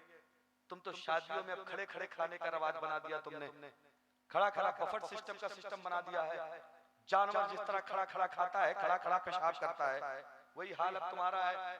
जहां जा रहे हो बैठने की तमीज नहीं, चैन खोली खड़े हो गए, खाने के लिए पहुंचे हो प्लेट हाथ में ले लिया, ना जाने क्या क्या खा रहे, जानवरों की तरह चल रहे हो, खा रहे हो। ये इस्लामी तरीका नहीं है, ये इस्लाम की इस्लामी तरीका नहीं है। इसलिए मेरे भाइयों बैठने का इंतजाम बनाओ, खाने में बैठ के खाने का भी इंतजाम बनाओ, बैठ के नाश्ते का इंतजाम बनाओ। नबी फरमाते अगर तुम जान जाओ कि खड़े होके पानी पीने में कितना नुकसान है तो मुंह में उंगली डाल के तुम पानी को उल्टी कर दोगे, इतना बड़ा नुकसान है खड़े होके पानी पीने में। आंतों का, पेट का कैंसर 80% चांस बढ़ जाता है जो बंदा खड़े होके पानी पीता, 80% चांस बढ़ जाता है कि उसे पेट का कैंसर हो जाएगा। क्योंकि हमारे पेट में जो सारी चीजें बड़ी नाजुक है, बहुत नाजुक है, बदन को चलाने वाली सारी मशीनें पेट में फिट है। अभी मैं बैठा बैठा इकरार भाई क्या एक मैसेज पढ़ रहा था, इंसान दिन भर में कितनी बार सांस लेता पता है? 23,000 मरतबा। और तुम बताओ इसी सांस को चलाने के लिए अभी कोरोना की दूसरी लहर में 25-25 हजार का सिलेंडर लोगों ने खरीदा। खरीदा नहीं खरीदा? एक एक सिलेंडर कितनी मारा मारी थी ऑक्सीजन की। और यही सांस अल्लाह फ्री में चला रहा है। क्या बात? कुछ मांगा आपसे अल्लाह ने? ये पलक झपक रही है ना, पलक झपक रही है, इसका झपकना बंद हो जाए तो फिर तुम्हारा काम ही लग जाए। आदमी कहेगा बिल्कुल जिन्न है ये पलक जो झपकती है पता है कितनी बार? 24 घंटे में आदमी 28,800 मरतबा अपनी पलकें झपकाता है। कितनी बार? तुम्हारे बदन में जो ये नसें हैं ना, नसें ये कितनी लंबी है पता है? पूरे बदन में ये तुम्हारी नसें है ये 72,000 किलोमीटर लंबी है। अल्लाह, कितने किलोमीटर? 72,000 सूरज निकलता है वहां से लेकर जहां डूबता है पूरा जोड़ डालो तो इतना किलोमीटर नहीं होता जितनी तुम्हारे बदन में नसें हैं। और तुम्हें पता है 2 मंजिला पानी पहुंचाना होता है तो 1 हॉर्स पावर का मोटर दम तोड़ने लगता है। 2 मंजिला पे पानी नहीं पहुंचा पाता, लेकिन अल्लाह का करिश्मा देखो, छोटा सा दिल ऐसा पंप अल्लाह ने तुम्हारे अंदर फिट किया है ना कि 72,000 किलोमीटर खून को तुरंत पहुंचा दिया करता है। सुभान अल्लाह, सुभान अल्लाह। कभी गौर किया आपने? नहीं किया। गौर तब होता है जब एक वाल खोलने के लिए डॉक्टर 5 लाख मांग लेता है। 3 नसें होती है ना दिल में, तीनों से खून चलता है। एक बंद हो गया 5 लाख, दूसरी बंद हुई 10 लाख, तीसरी बंद हुई दुनिया से खत्म। और अल्लाह उन नसों को चला रहा है। कुछ मांगा आज से आप? शुक्र अदा करो मेरे भाई। और ये तो देखो नफीस भाई, बदन में कितनी चीजें अल्लाह ने डबल डबल बनाई। हाथ कितने हैं? जोर से बोलो। आंखें, कान, नाक के सुराख, पैर, किडनी, लीवर, फेफड़ा, ये सब डबल डबल। कभी सोचा आपने क्यों? जितनी एक आंख से देखते हो उतने ही दोनों से देखते हो। ऐसा नहीं कि एक से दूर तक, एक से करीब तक, ऐसा नहीं। जितना इस कान से सुनते उतने दूसरे से सुनते हो, है कि नहीं ऐसा? क्या जरूरत थी अल्लाह को डबल डबल बनाने की? चाहता मत्थे पे एक आंख लगा देता।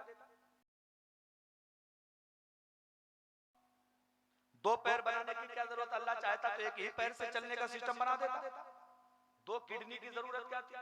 एक ही से चाहता अल्लाह ताला पेशाब को पानी को फिल्टर कर देता। लेकिन अल्लाह जानता था मेरा बंदा बड़ा लापरवाह है, मेरा बंदा बड़ा काहिल है। क्या बात? बहुत गफलत वाला है। ये गाड़ी चलाएगा तो लापरवाही में चलाएगा, कभी हाथ तोड़ लेगा। अगर एक तोड़ लिया तो फिर कम से कम दूसरे से काम तो चलता रहेगा। क्या बात है? सुभान अल्लाह, सुभान अल्लाह। अल्लाह जानता था मेरा बंदा बड़ा लापरवाह है। एक आंख कभी खराब कर लेगा तो दूसरे से उसकी जिंदगी चलेगी। अल्लाह जानता है तली भुनी चीजें खा के एक गुर्दा खराब कर लेगा तो कम से कम दूसरी से काम चलता रहेगा। जो रब तुम्हारे ऊपर इतना मेहरबान है यार, उसको तुम कब मानोगे? हैं? समझ रहे हो नहीं समझ रहे हो? और आज हमारी बहनों को देखो ना, वो तो बेचारी ये भवें उखड़वाए पड़ी हैं। अल्लाह अल्लाह, बिल्कुल अल्लाह अल्लाह। इतनी पतली बना दिया, और पतली बनाया उसके ऊपर भी वही काजल लगाती। होता नहीं होता? अच्छा, औरतों को देखा मर्द भी उखड़वाने लगे। हाँ, वो कहते हम तुमसे पीछे कहां?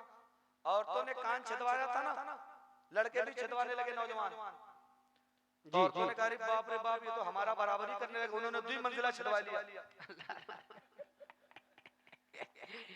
एक मंजिला था ही, उसके ऊपर एक मंजिला और। कुछ लड़के डबल करने लगे तो औरतों ने कहा ठीक है हम 3 कर लेते। कुछ औरतों को देखो तो एक कान में 4-4, 5-5 छेद होते। ओ मेरे भाई, वो कान है मेरी बहनों, वो छेद की फैक्ट्री थोड़ी है। अच्छा, जितने छेद बढ़ते हैं उतने शौहर का टेंशन बढ़ता है। अगर एक को छेद खाली रह गया तो फिर शौहर की खैरियत है नहीं। हाँ, जितने छेद सबको भरना है, किसी में कुछ, किसी में कुछ, किसी में कुछ। ओ मेरी बहनों, तुम्हें पता है कि कान छिदवाना किसकी सुन्नत है? हजरत इब्राहिम की बीवी हजरत सारा की सुन्नत। सुभान अल्लाह, सुभान अल्लाह। और सुनो, ये भवें तुम उखड़वाती हो ना, अगर अल्लाह तुम्हें भवें ना देता तो एक बार जरा सोच के देखो, अगर भवें ना हो तो इंसान कैसा दिखेगा? बिल्कुल बंदर लगेगा। हाँ, तुम बिल्कुल चुड़ैल लगोगे, चुड़ैल बगैर भावों के, और अल्लाह ने दिया है तो उसको उखाड़े पड़िए। शौहर का माल ले जाके ब्यूटी पार्लर में बर्बाद किए पड़िए। अब सुन लो एक आखिरी बात, आखिरी में बड़ी देर से कह रहा हूँ लेकिन आखिरी हो ही नहीं रही। अब हो जाएगी इंशाल्लाह, अब हो जाएगी इंशाल्लाह। जोर से कह दो सुभान अल्लाह, सुभान अल्लाह, सुभान अल्लाह। अब इंशाल्लाह कह लिया है, अब हो ही जाएगी। हाँ तवज्जो, ये भवें कितनी काम की है, इस पे जरा एक बार गौर कर लो। आदमी जब मेहनत करता है, हार्ड वर्किंग करता है, दौड़ता है, खेत जोतता है, कुदाल चलाता है, फावड़ा चलाता है, पत्थर गारा मिट्टी का काम करता है, तो सबसे पहले पसीना कहाँ आता है? जोर से बोलो। माथे पर, पेशानी पे। अच्छा, पेशानी पे पसीना आता है तो ऊपर को जाएगा कि नीचे को आएगा? नीचे को आता है जी। अब अल्लाह कहता है ओ मेरे बंदे मेहनत कर।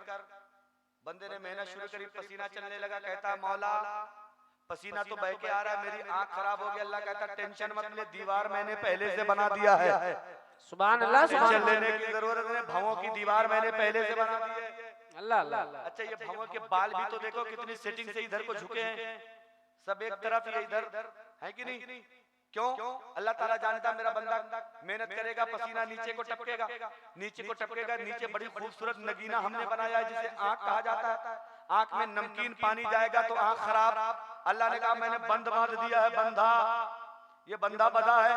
अब यहाँ से पसीने को रोकेगा अल्लाह ताला, इधर से किनारे करेगा, गालों से होते हुए नीचे कर देगा, कहेगा मेरे बंदे कर, जितनी मेहनत तुझे करना है, तेरी आंखों को बचाने वाला परवरदिगार मौजूद है, तेरी आंखों को बचाने वाला अल्लाह ताला मौजूद है। क्या कहने हैं, सुभान अल्लाह।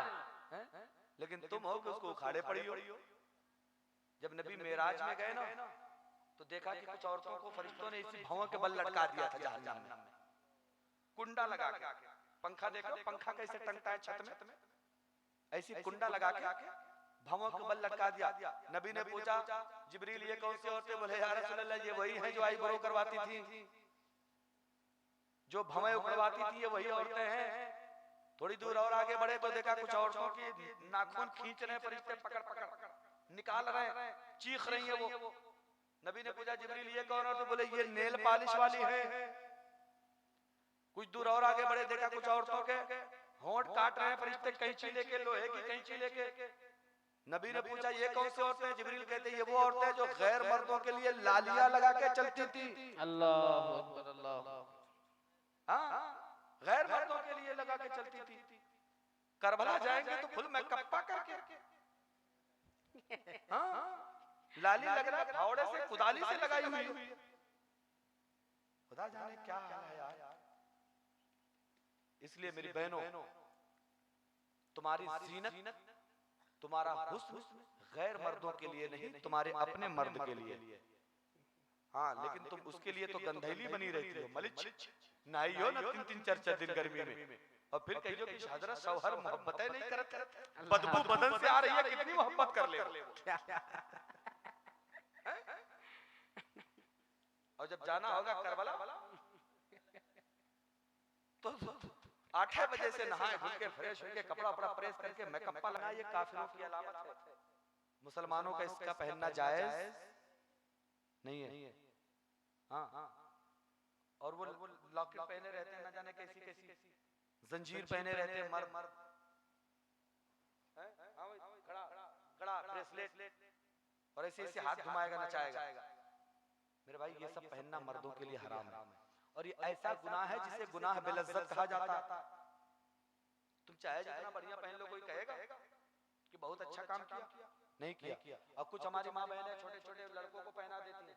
आपकी बीवी ने तो भी नहीं पहनाया लड़के को, हाँ समझा दीजिएगा। मेरा लड़का पैदा हुआ तो मेरी बहन लेके आई वो चांदी का कड़ा, बोले इसको पहना दे। मैंने कहा तुम जहन्नम में जाओगी, ये जाएगा। बोले मतलब? मैंने कहा बच्चा तो छोटा है, उसके गुनाह माफ है, वो तो जानता ही नहीं है। अब ये जिम्मेदारी है पहनाने वाले की, मर्द चाहे बच्चा चाहे छोटा हो चाहे बड़ा, हुक्म एक है। और सुन लो मेरी बहनों, तुम इस्तिंजा कराने के लिए, लैट्रिन कराने के लिए बच्चों को किबला की तरफ मुंह करके बैठा देती हो, ये भी हराम है। खुद भी बैठना और बच्चों को बैठाना दोनों हराम है। किबले की तरफ पैर करना हराम है, किबले की तरफ पान खा के गुटखा खा के या वैसे थूकना मना है। ये सब जरूरी चीज है। अल्लाह ताला हम लोगों को समझने की तौफीक अता फरमाए। जोर से कलमा शरीफ पढ़ लीजिए, ला इलाहा इल्लल्लाह मुहम्मद रसूलुल्लाह सल्लल्लाहु तआला अलैहि वसल्लम। अस्तगफिर। ऐ सब्ज़ गुंबद वाले